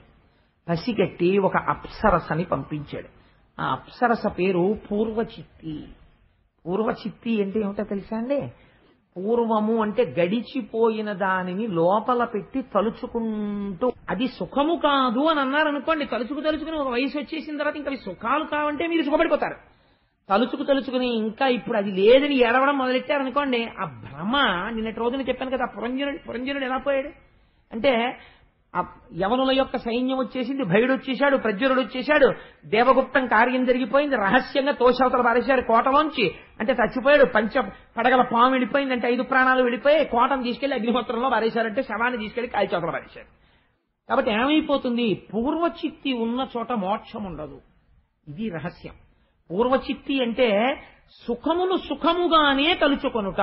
పూర్వచిత్, పూర్వము జరిగిపోయిన ఒక సుఖం ఉన్నది, దాన్ని తలుచుకున్నప్పుడు ఒక విచారణ జరగాలి మనస్సులో. అది సుఖమా? ఎంతకాలం అనుభవిస్తావు? అది సుఖమైతే నీకు నిరంతరము సుఖభావన ఇవ్వాలి. ఇవ్వట్లేదు కాబట్టి అది సుఖము కాదు. సుఖ వస్తువు అన్నది ఏది? ప్రమాణము వేదము. ఈశ్వరుడు సుఖ నిలయుడు, ఆనంద నిలయుడు. అందుకే ఆయన ఉంటే ఆనంద నిలయం అని పిలుస్తారు దాన్ని. అందుకని ఆయన పాదాలు పట్టుకొని తిప్పగలిగితే వైరాగ్యం ఉన్నట్టు. తిప్పలేకపోయావు, పూర్వచిత్తికి లొంగిపోయావని గుర్తు. ఇది ఇప్పుడు మిమ్మల్ని ఏ సీట్లో కూర్చోబెడుతున్నాడో తెలుసా అండి? భాగవతం చెప్పి సెల్ఫ్ జడ్జిమెంట్ టేబుల్ మీద కూర్చోబెడుతున్నాడు వ్యాసుల వారు. మీరు ఏ స్థితిలో ఉన్నారు అన్నదానికి మీరే ఉదాహరణ. సుఖములే జ్ఞాపకం ఉంటున్నాయి, వాణి అందే పూనిక ఉంటోంది, ఈశ్వరుడి వైపుకి తిరగట్లేదు, ఆ సుఖములు కావన్న భావన కలగట్లేదు, పూర్వచిత్తికి లొంగుతున్నావు. ఫలితమేమి? అగ్నిధ్రుడి యొక్క చరిత్ర వినండి. కాబట్టి బ్రహ్మగారు ఆ పూర్వచిత్తి అన్న అప్సరసని పంపాడు. పంపితే ఈయన ఎవరి కోసం తపస్సు చేస్తున్నాడండి? బ్రహ్మగారి గురించి. దేనికి? ఒక కన్యకామణి గురించి బ్రహ్మగారు పంపారు. కానీ మర్యాద ఏమిటి? బ్రహ్మగారు వచ్చి చెప్పాలి, నాయనా నువ్వు తపస్సు చేసావురా ఆడపిల్ల కోసం, ఎంత గొప్ప తపస్సు చేసావు. మరి కద్దమ ప్రజాపతికి శ్రీమన్నారాయణుడు ఇచ్చి చెప్పలేదు రేపటి రోజున నీ కోసం దేవహూతి వస్తోందని? అలా చతుర్ముఖ బ్రహ్మగారు వచ్చే వరకు వేచి ఉండాలి. అయా ఆయన తీసుకొచ్చి నాకు అప్పచెప్తే నీ వంక చూస్తాను తప్ప లేకపోతే నేను చూడననాలి. కానీ ఈయనకి సుఖము అన్నది కనపడితే చాలా అక్కడ మనసు లగ్నం అవుతుంటుంది, అదో అలవాటు ఈయనకి.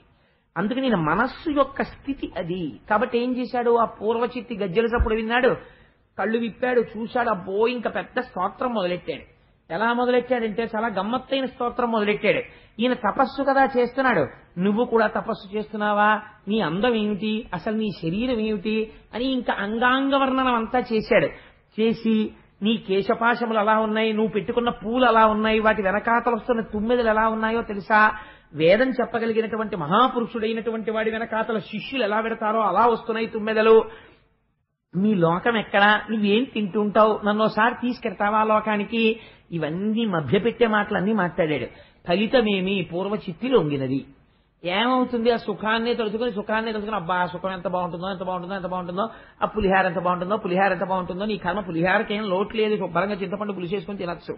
కానీ పులిహార ఈశ్వరుడికి నివేదన చేసి ఎన్నాళ్ళయిందో, చాలా కాలం అయిపోయింది ఇంట్లో పులిహార నివేదన చేసి, మంగళద్రవ్యం పశుపన్నం, రేపటి రోజున మనం ఒక్కసారి పులిహార చేయించి నారాయణుడికి మనం నివేదన చెయ్యాలి, చేసి ఇంట్లో అందరం ఒక్కసారి ఆ పశుపన్నాన్ని తినాలి, తింటే మళ్ళీ మంగళములు కలుగుతాయి. ఈ మధ్య ఎందుకో మనస్సు ఆందోళనగా ఉంటోంది, అనుకున్న పని జరగట్లేదు, రేపు స్వామికి పులిహార నివేదన చేద్దాం, చేసి ప్రసాదంగా స్వీకరిద్దాం అన్నాడు అనుకోండి. మామూలుగా పులిహార తినడానికి పులిహార నైవేద్యం పెట్టి తిందాం అన్నదానికి తేడా లేదండి, చాలా తేడా ఉంది. బ్రహ్మగారు వచ్చి చూపించకుండా పూర్వచిత్తిని పొందడానికి, పూర్వచిత్తిని చూసి స్తోత్రం చేసి తను పొందడానికి తేడా లేదు, చాలా తేడా ఉంది. ఈ స్తోత్రానికి ఆవిడ లొంగితే ఆ పూర్వచిత్తితో కలిసి చాలా సంతోషంగా కాలం గడుపుతున్నాడు. ఇలా గడపగా ఆయనకి 90 కుమారులు కలిగారు. 90 నాభి, కింపురుషుడు, హరివర్షుడు, ఇలావర్తుడు, రమ్యకుడు, హిరణ్మయుడు, కురువు, భద్రాశ్వుడు, కేతుమానుడు, ఇలా 90 కుమారులు జన్మించారు. చిత్రం ఏమిటంటే 90 కుమారులు అతి బలిష్టమైన శరీరాలు ఉన్నవారు. పూర్వచిత్తి యొక్క బలం వీళ్ళకొచ్చింది. మీరు ఆ మాట విన్నారా? బలం మొగాళ్ళలో ఉంటుందా ఆడదానిలో ఉంటుందండి? ఓ పిల్లాడు నా ఇంటికి ఎవరో వచ్చారనుకోండి, ఉదాహరణ ఎవరి మీదో పెట్టడం ఎందుకు, మా ఇంటికి వస్తే నా కొడుకు కొంచెం బలిష్టంగా ఉన్నాడు అనుకోండి, ఓ మీ అబ్బాయి భలే బలంగా ఉన్నాడండి కండలు తీరి అన్నారు అనుకోండి, వాళ్ళ అమ్మ పోలికండి నన్ను అనుకోండి, అప్పుడు ఏమనుకుంటారో, ఆవిడ ఏంట్రో బాబా అలా ఉంటుంది ఇలా ఉంది అనుకోరు. అసలు ఆ మాట ఎవరైనా అంటారండి? నిజంగా ఉన్నారనుకోండి, వాళ్ళ అమ్మగారు పోలికండి భలే బలంగా ఉన్నారు పిల్లలు అంటారా? అంటే తండ్రి బలహీనుడైతే అనొచ్చు, వీడికి వచ్చిన రోగం ఏమిటి, అగ్నిధ్రుడికి వీడు శుభ్రంగా బలంగా ఉన్నాడే, మరి పాపం తల్లి పోలికి వచ్చింది బలం అనడం ఏమిటి అంటే, నువ్వు ఇస్తే బలమే పూర్వచిత్తికి. అస్తమానం జరిగిపోయిన సుఖాలని గుర్తు తెచ్చుకోవడమే పనిగా పెట్టుకుంటే వాటికి ఉన్నంత బలం దేనికి లేదు, మళ్ళీ అటే తిప్పుతాయి భోగాల వైపు. విస్మరించగలిగితే అది సుఖమా అని ఒక ప్రశ్న వెయ్యగలిగితే వైరాగ్యమై పూర్వచిత్తి నీరసపడుతుంది, లేకపోతే పూర్వచిత్తికి నీరసం రాదు. ఆ బలమే పిల్లలకు వచ్చింది. అంటే స్మృతులు తిరుగుతూనే ఉంటున్నాయి. అగ్నిధ్రుడికి పేరు అగ్నిధ్రుడు, లోపల పూర్వచిత్తికి లొంగినవాడు. ఎంత చిత్రమో చూడండి. ఎవరి కొడుకు? ప్రియవ్రతుడి కొడుకు. ఏమి ఇది పొందగలిగాడండి? ఏం వారసత్వం పొందాడు తండ్రి దగ్గర? ఆఖరికి పూర్వచిత్తి ఏం చేసిందంటే, చాలా కాలం ఈయనతో సంసారం చేసి నా లోకానికి నేను వెళ్ళిపోవాలని ఆవిడ వెళ్ళిపోయింది. అని ఈయన మాత్రం ఏం చేశాడంటే యజ్ఞయాగాది క్రతువులు చేశాడు. దేనికోసమో తెలుసా అండి? మోక్షం కోసం కాదు, ఈశ్వర దర్శనం కోసం కాదు. కర్మ ఈశ్వరానుగ్రహం కలిగితే దాని ఫలితం అది ఇచ్చేస్తుంది. ఇన్ని కర్మలు దేనికోసం చేశాడో తెలుసా? పూర్వచిత్తి ఎక్కడికి వెళ్ళిపోయిందో తను అక్కడికి వెళ్ళిపోవడం కోసం. అందుకని ఏమి పొందాడు? పూర్వచిత్తి ఉన్న లోకమును పొందాడు. అంటే ఏమవుతుంది అంటే, పొందిన సుఖాలనే తలుచుకు కొడుకు మీదో కూతురు మీదో పిల్లాడి మీదో పిల్ల మీదో కుక్క మీదో పిల్లి మీదో భ్రాంతి ఉండిపోతే అక్కడికే వెళ్ళి మళ్ళీ పడతాడు. కాబట్టి ఏమయ్యాడు? అగ్నిధ్రుడు. అంతే, అంతవరకే. పూర్వచిత్తి ఏ లోకాన్ని పొందిందో ఆ లోకాన్ని పొందాడు. ఇప్పుడు ప్రియవ్రతుణ్ణి అగ్నిధ్రుణ్ణి మీరు పోల్చి చూసుకోమని కథ ఎందుకు వచ్చాయి ఇప్పుడు నేను అనుకుంటున్నాను. ఈ సభలో ఉన్న ఎవరినైనా పిలిచి ఇక్కడ కూర్చుని చెప్పమంటే నాకన్నా చాలా బాగా చెప్తారు వీళ్ళిద్దరికీ ఉన్న తేడా. ఎందుకంటే వినేటప్పుడు నిప్పు రవ్వలు వచ్చినట్టు ఆలోచనలు వచ్చేస్తాయి. నిజమే, ఇక్కడ ఈ తేడా ఉంది, అక్కడ ఆ తేడా ఉందని. ఎంత తేడా ఉందో చూడండి. ఆయన ప్రశ్న వేసుకున్నాడు ప్రియవ్రతుడు, భార్యని విడిచిపెట్టి తపస్సుకి వెళ్ళాడు.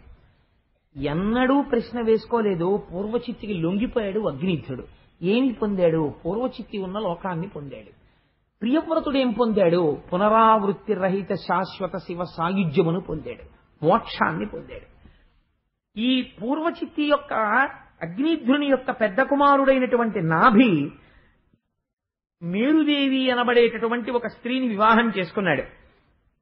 ఆవిడతో కలిసి సంతానమును పొందాలి అని అనుకున్నాడు. ఆయన అనేక యజ్ఞయాగాది క్రతువులను చేశాడు. ఆశ్చర్యం ఏమిటంటే తపస్సు చేసి కొడుకుని పొందాడు అగ్నిధ్రుడు, యజ్ఞము చేసి కొడుకుని పొందాడు నాభి. చిన్న తేడా ఉంది. నేను మీకు మొన్నటి రోజున ఒక మాట చెప్పాను. విష్ణు సహస్రంలో ఒక మాట ఉన్నది. యజ్ఞభృత్యజ్ఞకృత్యజ్ఞీ యజ్ఞభుక్యజ్ఞ సాధన యజ్ఞాంతకృత్యజ్ఞగుహ్యం అన్నమన్నాదయేవచ యజ్ఞో యజ్ఞపతిర్యజ్వా యజ్ఞాంగో యజ్ఞవాహన అని. యజ్ఞం అంటే నారాయణుడే. యజ్ఞం ఏం చేస్తుంది? నారాయణుని యొక్క అనుగ్రహాన్ని మీకు తీసుకొస్తుంది. యజ్ఞము ఎలా చెయ్యాలో అలా చెయ్యాలి, దోషం లేకుండా చేస్తే తప్పకుండా నారాయణానుగ్రహాన్ని పొందుతారు. నారాయణానుగ్రహాన్ని పొందితే ఏమవుతుంది అంటే, మీ ఇంట్లో ఫ్యాన్లు బిగించేసుకున్నారు, కొత్త ఫ్లాట్లో లైట్లు బిగించేసుకున్నారు, ఎగ్జాస్ట్ ఫ్యాన్ బిగించేసుకున్నారు, బెడ్ ల్యాంపులు బిగించేసుకున్నారు, అన్ని బిగించేసుకున్నారు, కానీ ఇంటికి ఇంకా కరెంట్ కనెక్షన్ ఇవ్వలేదు. ఇప్పుడు ఇవి ఏమైనా పనిచేస్తాయా? ఏ రోజు దేనికోసం చూడాలి? ఏమంటే ఆ ట్రాన్స్కో వాళ్ళు నాకు కనెక్షన్ ఇస్తే బాగుండండి, కనెక్షన్ ఇస్తే బాగుండండి అనాలి. వాడు ఆ మెయిన్ వైర్ నుంచి వెళ్లాడుతున్న వైర్ తీసుకెళ్లి ట్రాన్స్ఫార్మర్ నుంచి తీసుకొచ్చి కనెక్షన్ ఇచ్చాడు. అన్నీ తిరిగేశాడు. శ్రీమన్నారాయణుడంతే అంతే. ఈ జగత్తుకంతటికి సృష్టికర్త, స్థితికర్త, ప్రళయకర్త అన్నీ ఆయనే. అటువంటి బ్రహ్మము ఏది ఇవ్వలేదు. ఒకడికి మోక్షం ఇస్తుంది, ఒకడికి కొడుకునిస్తుంది, ఒకడికి కూతురునిస్తుంది, ఒకడికి గోవునిస్తుంది, ఒకడికి తానే పుట్టి పరిపాలన చేస్తాడు పృథు మహారాజు గారి లాగా. కాబట్టి ఇప్పుడు ఆయన ఏమి ఇవ్వగలడు? ఏమైనా ఇవ్వగలడు. కాబట్టి ఇప్పుడు ఆయన యొక్క అనుగ్రహాన్ని పొందాలి. ఏం చెయ్యాలి? యజ్ఞము చెయ్యాలి. కాబట్టి ఈయన ఏం చేశాడు? కొడుకు కోసం యజ్ఞం చేశాడు. యజ్ఞం చేస్తే ఆ యజ్ఞమునకు ప్రీతి చెందాడు భగవానుడు. ఈయనకి వచ్చినటువంటి రాజ్యము పేరు అజనాభము అని పిలిచారు. నాభి పరిపాలించాడు కాబట్టి. ఈయన చేసినటువంటి యజ్ఞమునకు సంతసించి శ్రీ మహావిష్ణువు ప్రత్యక్షమయ్యారు. ప్రత్యక్షం అయితే ఒక ఆశ్చర్యకరమైనటువంటి సంఘటన జరిగింది. అక్కడ యజ్ఞం చేయిస్తున్నటువంటి వాళ్ళని ఋత్విక్కులు అంటారు. వీళ్ళందరూ లేచి నిలబడ్డారు. శ్రీమన్నారాయణ దర్శనం కలగగానే నాభి కూడా లేచి నిలబడ్డాడు. నిలబడి ఒక మాట అన్నాడు. స్వామి, నువ్వు పరాత్పరుడవు. నీకు ఆది అంతము రెండూ లేవు. సృష్టి, స్థితి, లయ మూడింటిని చేసేవాడివి నువ్వే. అటువంటి నిన్ను వర్ణించడానికి వాక్కు ఎలా సరిపోతుంది? అసలు వాక్కు ఒక పరిచ్ఛిన్నమైనటువంటి స్వరూపం. నువ్వు అనంతమైన స్వరూపం. ఈ వాక్కు కూడా ఎవరి వల్ల వస్తుంది? నీ వల్ల వస్తోంది. నీ వల్ల వస్తున్న వాక్కు నిన్నెలా వర్ణిస్తుంది? అందుకని వర్ణించలేదు. అందుకని నేను ఒక్క మాట అంటాను, నమో నమః అంతే. నీకు నమస్కారము అంటాను. కాబట్టి కానీ నిన్ను నేను ఎందుకింత యజ్ఞం చేసి ఆరాధన చేశాను? ఒక కోరికతో ఆరాధన చేశాను. కానీ నేను ఇప్పుడు ఈ కోరిక కోరితే నువ్వు నవ్వుతావు. ఎందుకు నవ్వుతావో తెలుసా? ఒక మహాధనికుడైనటువంటి వాడి యొక్క దర్శనాన్ని అపేక్షించి ఒక వ్యక్తి కొన్ని రోజుల పాటు తిరిగాడు. అయ్యా ఒక్కసారి జమీందార్ గారిని కలుసుకోవాలండి, జమీందార్ గారిని కలుసుకోవాలండి అని. ఆఖరికి అక్కడ ఉన్నటువంటి సేవకులు వెళ్లి చెప్పారు, అయ్యా పేద బ్రాహ్మణుడండి, 3 నెలల నుంచి మీ దర్శనం కోసం తిరుగుతున్నాడు, ఒక్కసారి దర్శనం ఇస్తే బాగుంటుందన్నారు. అయ్యో పేద బ్రాహ్మణుడా, కాబట్టి ఏదో కోరికతో వచ్చి ఉంటాడు, తప్పకుండా ప్రవేశపెట్టండి అనుకున్నాడు. అంటే జమీందార్ గారు ఏదడిగినా ఇద్దాం అనుకున్నాడు. ఆయన్ని పిలిచి, అయ్యా నేను మీకు ఏం చేయగలను చెప్పండి, మీరేమి ఆలోచించక్కర్లేదు, మీరు ఏమడిగితే అది నేను ఇస్తాను తప్పకుండా అన్నాడు. అంటే ఆ బ్రాహ్మణుడు అన్నాడు, నాకు ఒక్క దోషుడు ఊక ఇప్పించండి అన్నాడు. జమీందార్ గారు ఆశ్చర్యపోయి ఆయనకు దోషుడు ఊక ఇవ్వండి అన్నాడు. వాడు ఆ ఊకటు పోయాడు. ఏమైంది దీనివల్ల అంటే, ఆ బ్రాహ్మణున్నప్పుడు ఏమని పిలవాలి? మూర్ఖుడు అని పిలవాలి. 3 నెలలు తిరిగి జమీందారు గారు దర్శనం చేసుకుని దోషుడు ఊకడగడం ఏమిటండి? ఇంత కష్టపడి యజ్ఞం చేసి శ్రీమన్నారాయణుడు ప్రత్యక్షం అడిగితే మోక్షం అడగడం మానేసి నాకు కొడుకుని అని నిన్ను నేను అడిగితే ఒక ధనికుణ్ణి ఊక అడిగినటువంటి బిచ్చగాడితోనే సమానం కాదు అయినా నేను అదే అడుగుతాను. అంటే మీకేమర్థమైంది? గృహస్థాశ్రమం పట్ల నాభికి ఉన్న గౌరవం అటువంటిది. తను ఒక కొడుకుని కంటే తప్ప పితృరుణం నుంచి తాను విముక్తుడు కాడు. కానీ ఆ కొడుకు తనని ఉద్ధరించేటటువంటి కొడుకు కావాలి. అందుకని ఇంకా ఆ విషయంలో సందేహం లేకుండా ఉండాలంటే ఈశ్వరుడి దగ్గర చమత్కారం ఉంటుంది. నాకు మంచి ఉత్తముడైన కొడుకుని ప్రసాదించు అన్నారనుకోండి. ఓసారి మృకండ మహర్షి అడిగారు అలాగా, అల్పాయుర్దాయం ఉన్న ఉత్తముడు కావాలా, దీర్ఘాయుర్దాయం ఉన్న మహాపాపి కావాలా అన్నాడు. ఎందుకు వచ్చిన గొడవ? అందుకు నేను తెలివైన పని చేశాడు నాభి. ఈయనన్నాడు, ఈశ్వరా నీకు ఒక లక్షణం ఉన్నది, యజ్ఞమునకు లొంగి నువ్వు కనబడ్డావని నేను అనుకోవట్లేదు, యజ్ఞమునకు ప్రీతి చెంది. ఆ మాట నేనంటే దోషం. ఎందుకో తెలుసా? నీ యందు ఒక గుణం ఉన్నది. పరమభక్తితో పరమ ప్రీతితో తెచ్చి ఒక నీటి చుక్క ఇలా పోస్తే నువ్వు లొంగిపోతావు. ఒక తులసి దళాన్ని తీసుకొచ్చి ఇలా అర్పిస్తే నువ్వు లొంగిపోతావు. నిజమే, వరాహ పురాణంలో ఈశ్వరుడు ప్రతిజ్ఞ చేశాడు, ఏకేన తులసి మాత్రదలేనాపి నరోత్తమ పూజయేద్భక్తి భావేనా సంరక్షామి ఇతి మత్పణః అన్నాడు. పరమభక్తితో ఒక్క తులసి దళాన్ని తెచ్చి నా పాదాల మీద ఎవరు వేస్తున్నారో వాళ్ళకి నేను లొంగుతున్నాను అన్నాడు ఆయన. అందుకని నువ్వు లొంగేటటువంటి స్వభావం ఉన్నవాడివి, భక్తికి వశుడు అవుతావు. అందుకని నువ్వు నాకు కటాక్షించడానికి కారణం నా యందు ఉన్నటువంటి భక్తిని నువ్వే ప్రచోదనం చేసి నాకు దర్శనమిచ్చి నన్ను ఉద్ధరించావు. ఇంతగా భక్తికి లొంగేవాడివి కాబట్టే నిన్నో కోరిక కోరుతున్నాను, నీలాంటి కొడుకునోణ్ణి నాకు ఇయ్యి అన్నాడు. అక్కడ ఉన్న ఋత్విక్కులు అన్నారు, ఈశ్వరుడు అలా ఇవ్వగలిగిన వాడే అని. మీరు ఒక మాట చూడండి, ఆశీర్వచనం చేస్తుంటారు. ఏదో పశ్చిమ దిక్కున ఉన్నటువంటి వరుణ ప్రసాదాత్ ఆయురారోగ్యైశ్వర్యాభివృద్ధిరస్తు అంటారు. అంటే పక్కన కూర్చున్న వాళ్ళు తథాస్తు అంటారు. ఎందుకండి వీళ్ళండం ఎందుకు? అన్న ఆయన అన్నాడు కదా, ఆశీర్వచనం చేశాడు కదా, వరుణుడి యొక్క అనుగ్రహము చేత నీకు ఏదో ధనధాన్య సమృద్ధి కలుగుగాక అన్నాడు. ఆల్ రైట్, సరిపోయింది, అక్కడతో ఆశీర్వచనం అయిపోయింది. ఆయన దగ్గర శిష్యరికం చేసేవాడు ఒక ఆయన కింద కూర్చుని తథాస్తు అంటుంటాడు. మన సత్యనారాయణ వ్రతంలో చూశారు కదా మీరు. దీనికి వెలిడిటీ ఎక్కడుంది? అలా ఎందుకంటారండి? పెద్ద ఆయన చేసిన ఆశీర్వచనం కన్నా ఈ పిల్లాడు కూర్చుని తథాస్తు అన్నది గొప్ప మాట. అలా ఎందుకు తథాస్తు అండం? అంటే అదే రహస్యం. ఏమిటో తెలుసా అండి? ఈయన ఒక మాట అన్నాడు, ఇప్పుడు ఎవరివ్వాలి? వరుణుడు ఇవ్వాలి. వరుణుడు నీకట్లు ఇచ్చుగాక అని ఈయన అన్నాడు. ఈ ఆశీర్వచనం నిజమే. నువ్వు భక్తితో చేసి ఉంటే ఈశ్వరుడు అలా ఇచ్చి నీకు లొంగిపోయేవాడే.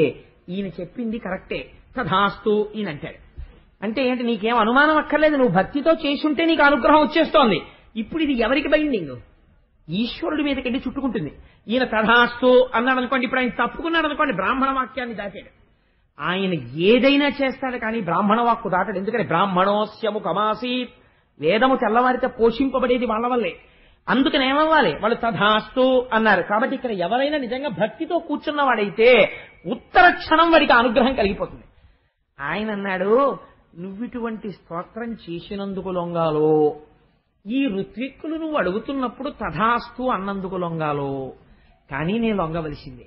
ఎందుకనంటే నేను నిన్ను ఏం స్తోత్రం చేయగలను, నమో నమః అని మొదలెట్టి నన్ను ఎంత గొప్పగా ఇరికించావో నాభి, చాలా గొప్ప కోరిక కోరావు. కానీ నేను ఒక మాట చెప్పనా? వేదము ఆశీర్వచనం అంటే దాని గొప్పతనం ఎలా ఉంటుందో చూడండి అయ్యా. అందుకే అంచులు పట్టి ఉత్తరీయం పట్టండి, అక్షతలు వేస్తాం, ఆశీర్వచనం చేస్తాం, మహదాశీర్వచనం అంటారు. దాని గొప్పతనం ఇది. పురాణం వింటే తెలుస్తుంది. అప్పుడు మనం ఆశీర్వచనం చేయించుకునేటప్పుడు భక్తితో కూర్చుంటాం. చూడండి, మునులారా వేదవాక్యములను ప్రస్తుతి చేసి సర్వలక్షణములన కెనయగు పుత్రినిమ్మని వినబలికి తిరిపుడు మిగుల వేడుకతోడన్. మీరందరూ ఇక్కడ ఈ మహర్షులందరూ ఏమన్నారు? ఈయన నీవు అనుగ్రహిస్తే భక్త సులభుడవు కనుక నీవు నా కడుపున కొడుకుగా నీ వంటి వాడు నాకెందుకు రాడు, నువ్వు ఇవ్వగలవన్నారు. అనగాని వీళ్ళేమన్నారు? తథాస్తు అన్నారు. ఈ మునులు అన్న మాటకి నేను ఇప్పుడు లొంగాలి. కానీ అనుమానం వల్ల ఉన్నది ఏమిటో తెలుసా? ఇవ్వడానికి నాకేం అభ్యంతరం లేదు, ఇచ్చేస్తాను. మా గోపాలకృష్ణ గారు ఓ మాట అంటుంటారు, గోపాలకృష్ణ గారు మనం లక్ష్మీ పూజలు చేయించాలండి అంటే, అభివే చేయించాలన్న విషయంలో సందేహం లేదండి, చాలా బాగా చేయించేద్దాం. కానీ ఎంతమందికి చేయిస్తే అంత బాగా చేసుకోగలరు? ఎక్కువ మంది అయిపోతే ఆ తృప్తి వాళ్ళకు ఉండదు. ఎంతమందిని కూర్చోపెడితే వాళ్ళు బాగా చేయగలరు అన్నదే నేను ఆలోచిస్తున్నానంటే. అందులో అప్పుడే ఆయన ఏ స్థితికి వెళ్ళిపోయారు? మనం ప్రపోజల్ వేస్తే దాని అకాంప్లిష్మెంట్, ఆ కార్యక్రమము జరగడం చేత కూర్చున్న వాళ్ళు పొందిన తృప్తిని కొలత వేయడం దగ్గరికి ఆయన వెళ్ళిపోయారు. ఇది కార్యసాధకుడికి ఉండవలసినటువంటి లక్షణం. అందుకే సుందరకాండ ప్రారంభం చేస్తే కిష్కింధకాండ చివరలో వాల్మీకి మహర్షి అంటారు, సవేగవాన్ వేగ సమాహితాత్మ మనస్సమాధాన పరవీరహంత అని, మనస్సమాధాయ మహానుభావో జగామలంకాం మనసా మనస్వి, మనస్సుతో లంకాపట్టణాన్ని చేరిపోయారంతే హనుమప్పుడే అన్నారు. ఒక మాట చెప్తే ఆల్రైట్ ఇలా వేసేద్దామండి, ఇవాళ సాయంకాలం కూర్చోబెట్టి ఎంతమంది పడతారో చూద్దాం అంటే అని నేను మధ్యాహ్నం చెప్తే సాయంకాలానికి 800 మంది పడతారు, బుధవారం నుంచి టోకెన్లు ఇచ్చేస్తాం, మీరేం తెచ్చుకోక్కర్లేదు, శనివారం నాడు లక్ష్మీ కళ్యాణం ఉంటుంది అని ఇప్పటి నుంచి ఉవ్విళ్ళూరిపోయి అప్పుడే 800 లెక్క కట్టేసి టోకెన్లు ఇచ్చేసి సంతకాలు పెట్టించేసి, ఇది కార్యసాధకుడికి ఉండవలసిన లక్షణం. కాబట్టి ఇప్పుడు నువ్వు అడిగినట్టు నేను కోరిక తీర్చేస్తాను, కానీ నేను ఆలోచిస్తున్నది ఏమిటో తెలుసా? ఒకటే ఆలోచిస్తున్నాను, నాకాది లోకములలో నాకు సరివచ్చునట్టి నందను ఎటునాలోకింపనులేరు, కావున నాకుం సరి నేన కామనమున ఎరుగుడి. మునులారా, ఆయన అడగడం బాగుంది, మీరు తథాస్తు అండము బాగుంది, నాలాంటి కొడుకుని ఇచ్చేయమన్నారు. నాలాంటి కొడుకుని పోని ఎవరినన్నా వెళ్ళి వాళ్ళ కడుపున పుట్టబోయని పంపిస్తాను, కానీ ఊర్ధ్వలోకాలలో కానీ అధోలోకంలో కానీ అధోలోకాల్లో కానీ భూమి మీద కానీ నాతో సమానమైన వాడు వేరొకడు లేడు. కాబట్టి ఇప్పుడు మీరు తథాస్తన్నందుకు ఆయన కోరినందుకు ఎవరు పుట్టాలి? నేనే పుట్టాలి. కాబట్టి బ్రాహ్మణ వాక్కుకి ఈయన భక్తికి లొంగానడానికి గుర్తేమిటో తెలుసా? శృతి ఒక మాట చెప్తోంది, అజాయమానో బహుధా విజాయతే. ఆయనకి జన్మ లేదు, జన్మ ఎత్తవలసిన అవసరం ఆయనకి లేదు. ఆయన ద్యుతి, కాంతి అయి, జ్ఞానమై, భాషయై అంతటా ఉంటాడు. భక్తికి ఎంత లొంగాడు అంటే, నేను ముందు ఆ నాభి తినేటటువంటి ఆహారంలోంచి నాభిలోకి వెడతాను, నాభి జీర్ణం చేసుకున్న తర్వాత నాభి యొక్క వీర్య కణములను ఆశ్రయిస్తాను, నాభి యొక్క తేజస్సుగా నాభిలోంచి నాభి యొక్క భార్య అయినటువంటి మేరుదేవిలోకి వెడతాను. 10 నెలల పాటు గర్భస్థమునందు అంధకారములో పడుంటాను. మీరొక్కసారి తథాస్తు అన్నందుకు ఉండి, నేను కేవలము నాభికుమారుడనే అనిపించుకుని మేరుదేవి కడుపులోంచి ప్రసవమును పొంది పైకొస్తాను. ఇంత లొంగుతున్నానయా నీకు వరమిచ్చానన్నాడు. అంటే భక్తితో కొలిచిన వాడికి ఈశ్వరుడు ఎందుకు లొంగడు? ఒక అభయం. ఈ మాట అన్న తరువాత నాభి చాలా సంతోషించాడు. కొంతకాలమునకు మేరుదేవి గర్భాన్ని ధరించింది. ధవళకాంతియుక్తి ధనరుదేహంబును మహిత బలపరాక్రమంబు వీర్యమును తలంచి చూచి జనకుండు పేరిడే సుతుని ఋషభుడనుచు సొంపుతోడా. అది ఎరింగి ఋషభుడంతటా పుట్టిన పిల్లాడు చూడండి, మనం సాధారణంగా ఒక మాట చెప్తుంటాం, నల్లగా ఉంటే శ్రీమన్నారాయణుడు, తెల్లగా ఉంటే పరమశివుడని. రంగ ప్రధానం, తత్వమా ప్రధానం? ఇప్పుడు వచ్చినవాడు తెల్లగా వచ్చాడు, నల్లటివాడు నేను పుడతానని వరం ఇచ్చాడు, తెల్లటి వాడిగా బయటికి వచ్చాడు. అంటే లోకానికి ఏదో జ్ఞానబోధ చెయ్యడానికి వచ్చాడు. తెలుపులోంచి అన్ని రంగులు పైకొచ్చి తెలుపులోకి వెళ్ళిపోతాయి. అంటే సృష్టి ఎందులోంచి వచ్చి ఎందులోకి వెళ్ళిపోతుందో చెప్పే మహాజ్ఞానిగా రాబోతున్నాడు. దానివల్ల పైన వంశమంతా తరించిపోవాలి, తను కొడుకుగా కావాలని అడిగినందుకు. ఒక జ్ఞాని పుట్టుక చేతనే కదండి 7 తరాలు తరిస్తాయి. అందుకని ఇప్పుడు తెల్లటి వాడిగా వచ్చాడు. ఈ పిల్లవాడిని చూసుకుని మురిసిపోయి నాభి కొడుక్కి పేరు పెట్టుకున్నట్ట, ఏమని ఋషభుడు అని పేరు పెట్టుకున్నట్ట. కొంతకాలం అయిన తరువాత ఋషభుడు బాహ్య పూజ చేసేవాడు కాదు, ఆంతరమునందు విశేషమైనటువంటి యోగమును అనుసంధానం చేస్తుండేవాడు. అనేన యుజ్యతే ఇది యోగ అని ఉత్పత్తి. ఒకటిలోకి అన్నిటినీ తెచ్చి లోపల సమాధి యందు దర్శనం చేయడం.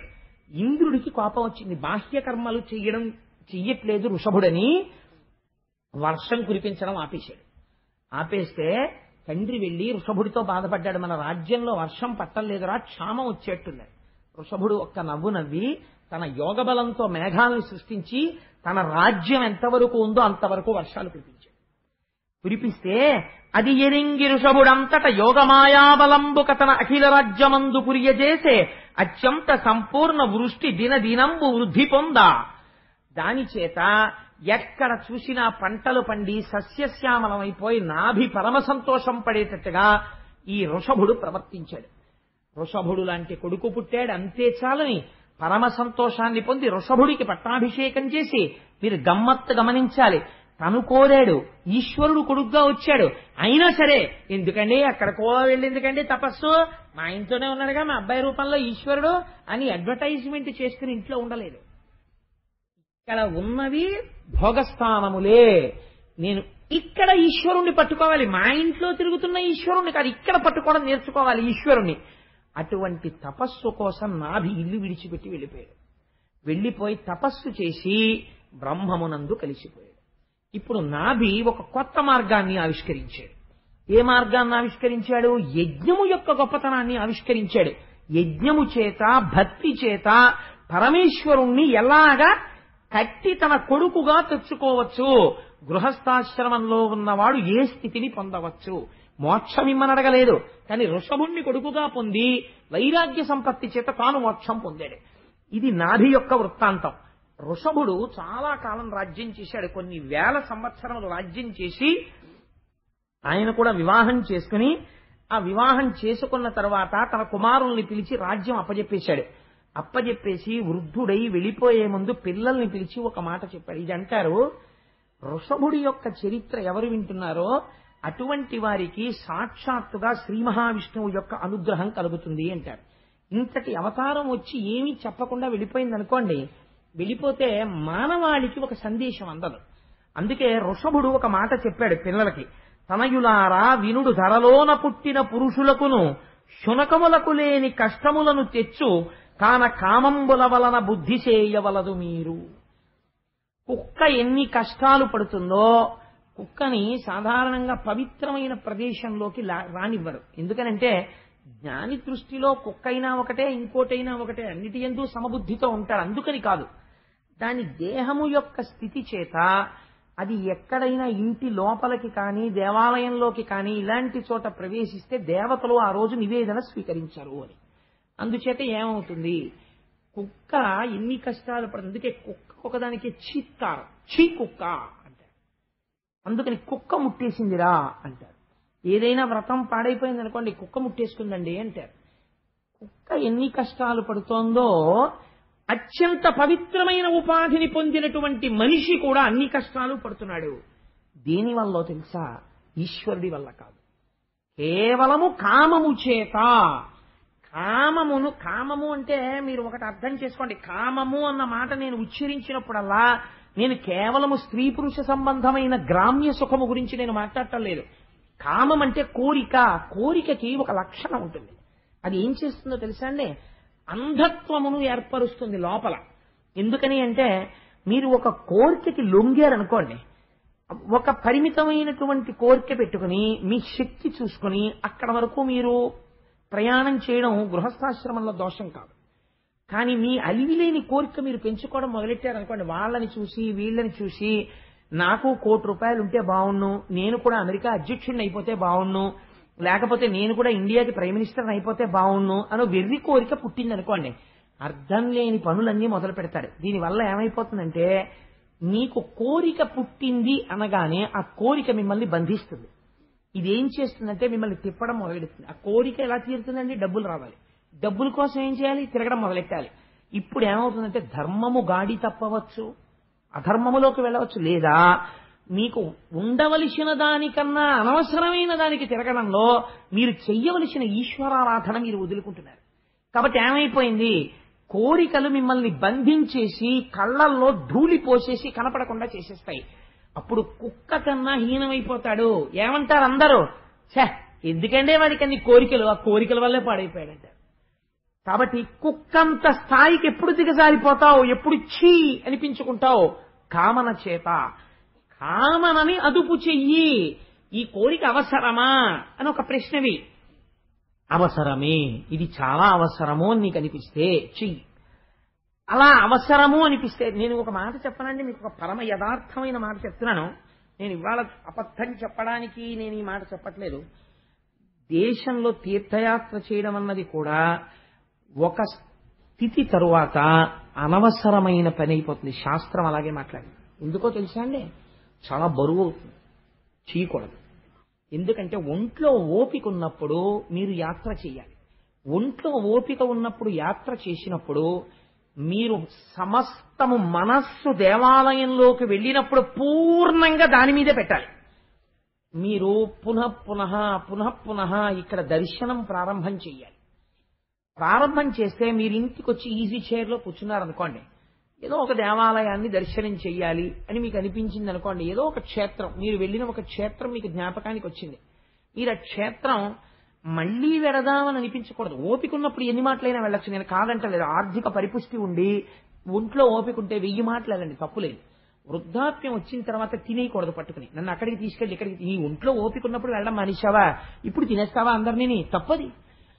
ఏమో ఏ కారణం చేతనో అయితే మినహాయింపు, కానీ నువ్వు వెళ్ళి వచ్చిన దాన్ని ఇక్కడ చూడగలగాలి. అదే మానస పూజ. ఒక చోట నువ్వు కూర్చుంటే నీ మనస్సు చేత నువ్వు ఏ ప్రాంతమునకైనా వెళ్ళిపోగలగాలి. నువ్వు ఏ గుడి చూసొచ్చు. అందుకే గుళ్ళోకి వెళితే ఒక నియమం చెప్తారు, ఏమిటో తెలుసా అండి?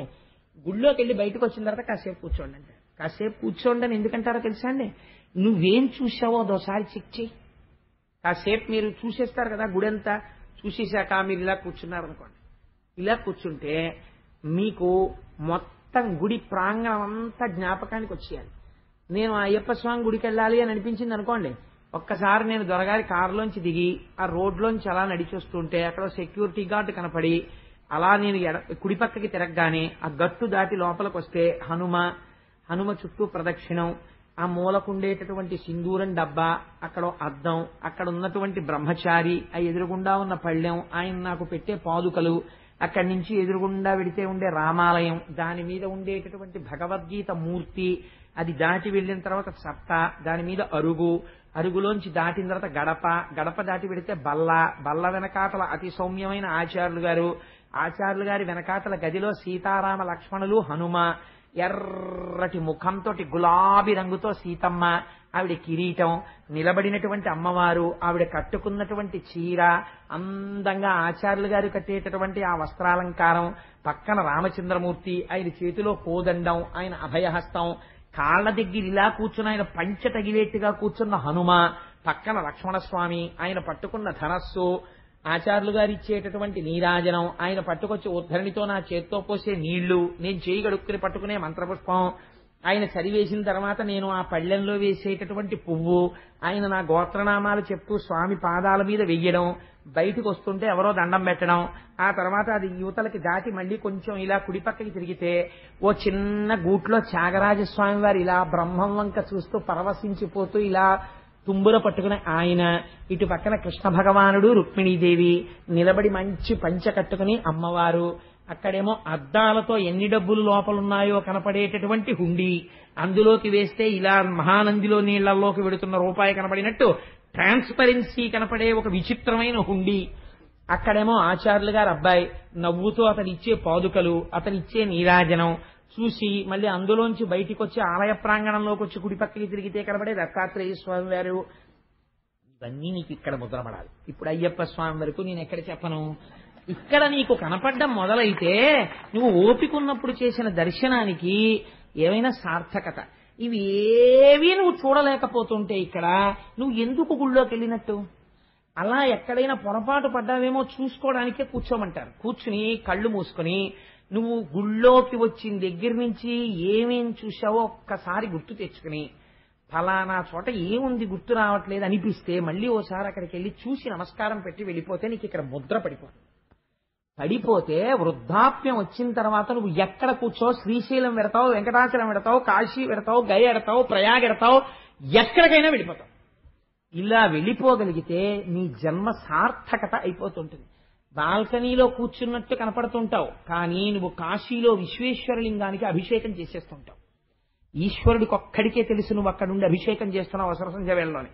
నీ మనవలకి తెలియదు, మనవరాళ్ళకి తెలియదు, కోడలకి తెలియదు, కొడుక్కి తెలియదు. నాన్నగారు బాల్కనీలో కూర్చున్నారు చల్లగాలికి అనుకుంటారు. నువ్వు కాశీలో ఉండి విశ్వేశ్వర అభిషేకం చేస్తున్నావని ఎవ్వరికి తెలియదు. నువ్వు మనస్సుతో వెళ్ళగలవు. కాశీ విశ్వేశ్వరాలయం నీకు ఇక్కడ లేదు, నువ్వు ఎలా వెడతావు? నువ్వు వెళ్ళలేవు. నువ్వు వెళ్ళగలిగేది ఇక్కడ చూడగలిగితే. కాబట్టి ఇక్కడ ధారణ ఉండాలి, ఇక్కడ పూనిక ఉండాలి. ఆ పూనిక మాత్రమే మనిషిని పెంచుతుంది. అందుచేత ఆయన అంటున్నాడు కామన. ఈ కామన పెరిగిపోవడమే బంధహేతు అయిపోతుంది. దీన్ని విరగ్గొట్టడానికి నేను 2 మార్గములు చెప్తాను, జ్ఞాపకం పెట్టుకోండి. ఏమిటో తెలుసా? ఒకటి తపము చెయ్యండి లేదా ధ్యానము చేయండి, ఈశ్వరుడు యందు భక్తిని పెంపొందించుకోండి. 2 సజ్జన సాంగత్యము చెయ్యండి. సజ్జన సాంగత్యము ఒక్క చోటికి తీసుకెడుతుంది, ఈశ్వరుడి దగ్గరికి తీసుకెడుతుంది. దుర్జన సాంగత్యము సంసారమునందు నొక్కి పెట్టి తొక్కేస్తుంది, ఊబిలోకి తొక్కినట్టు తొక్కుతుంది. దాని సాంగత్య నిష్ట పెంచుకో. ప్రయత్నపూర్వకంగా భగవద్భక్తులతో స్నేహం చేసి వాళ్ళని గౌరవించడం నేర్చుకో. క్రమక్రమంగా అంతటా ఈశ్వరుణ్ణి చూడడం నేర్చుకో. నేను నాది అన్న భావన విడిచిపెట్టు.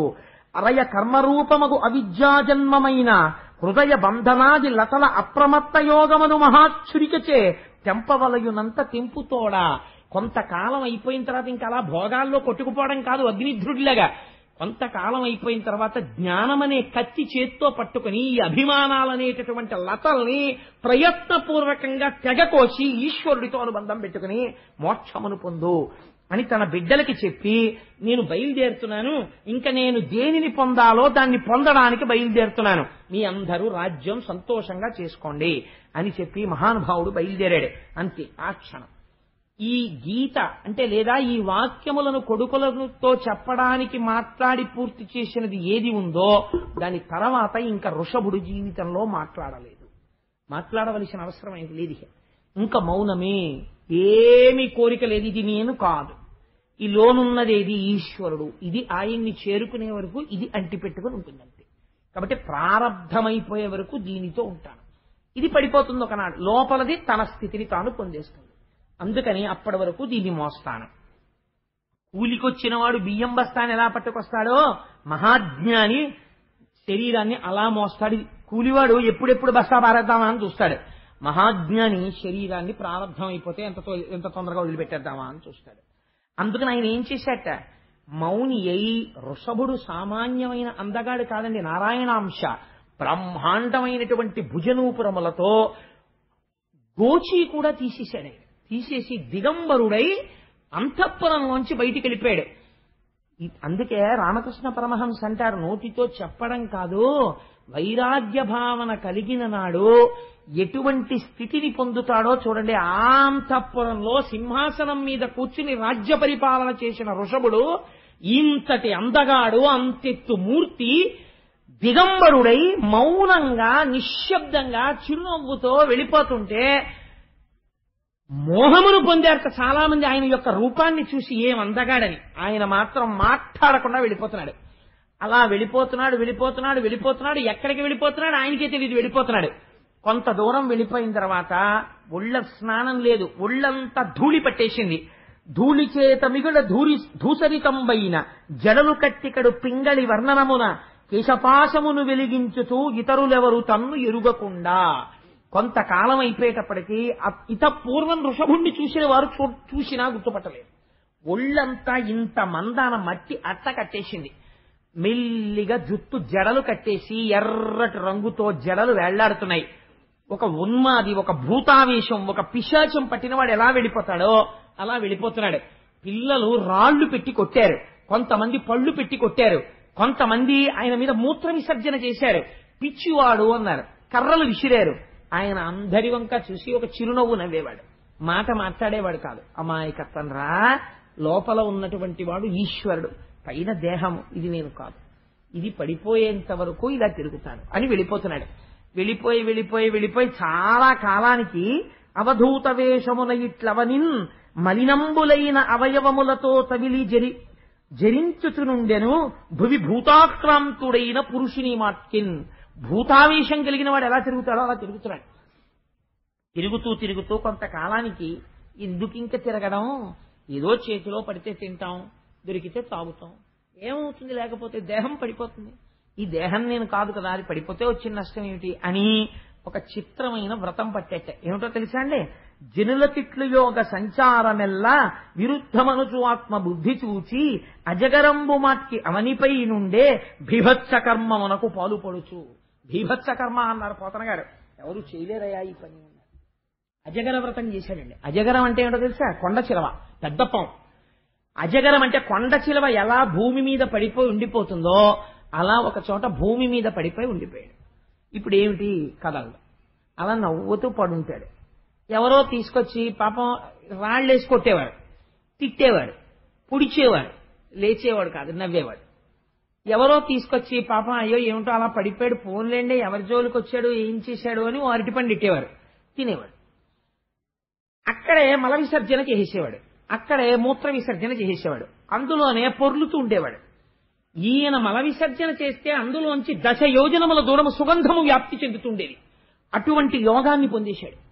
ఇంత యోగాన్ని పొందేస్తే, ఇంత ఆత్మస్థితిగతుడైపోతే సిద్ధులన్నీ వచ్చేసి అయ్యా నువ్వు పొందినటువంటి యోగ శక్తికి సిద్ధులన్నీ మేము నిన్ను వరిస్తున్నాం, స్వీకరించమన్నాయి. ఇప్పుడు ఆకాశ గమనంతో సహా దూరశ్రవణము, పరకాయ ప్రవేశము అన్నీ ఆయన దగ్గరికి వచ్చాయి. ఆయన అన్నాడు, నాకెందుకు ఇవన్నీ, నేను ఆత్మని, నేను ఆత్మలో కలిసిపోతాను, నాకు ఈ సిద్ధులక్కర్లేదని సిద్ధుల్ని వెళ్ళిపోమ్మన్నాడు.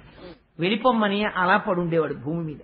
అలా చాలా కాలం పడుండి ఒకనాడు దక్షిణ కర్ణాటక రాష్ట్రమునందున్నటువంటి అరణ్యమునందు నడుస్తుంటే అక్కడ ఉన్నటువంటి చెట్లు ఒకదానితో ఒకటి రాపాడి అగ్నిహోత్రము బయలుదేరి పెద్ద పెద్ద అగ్నిజ్వాలలు వస్తున్నాయి.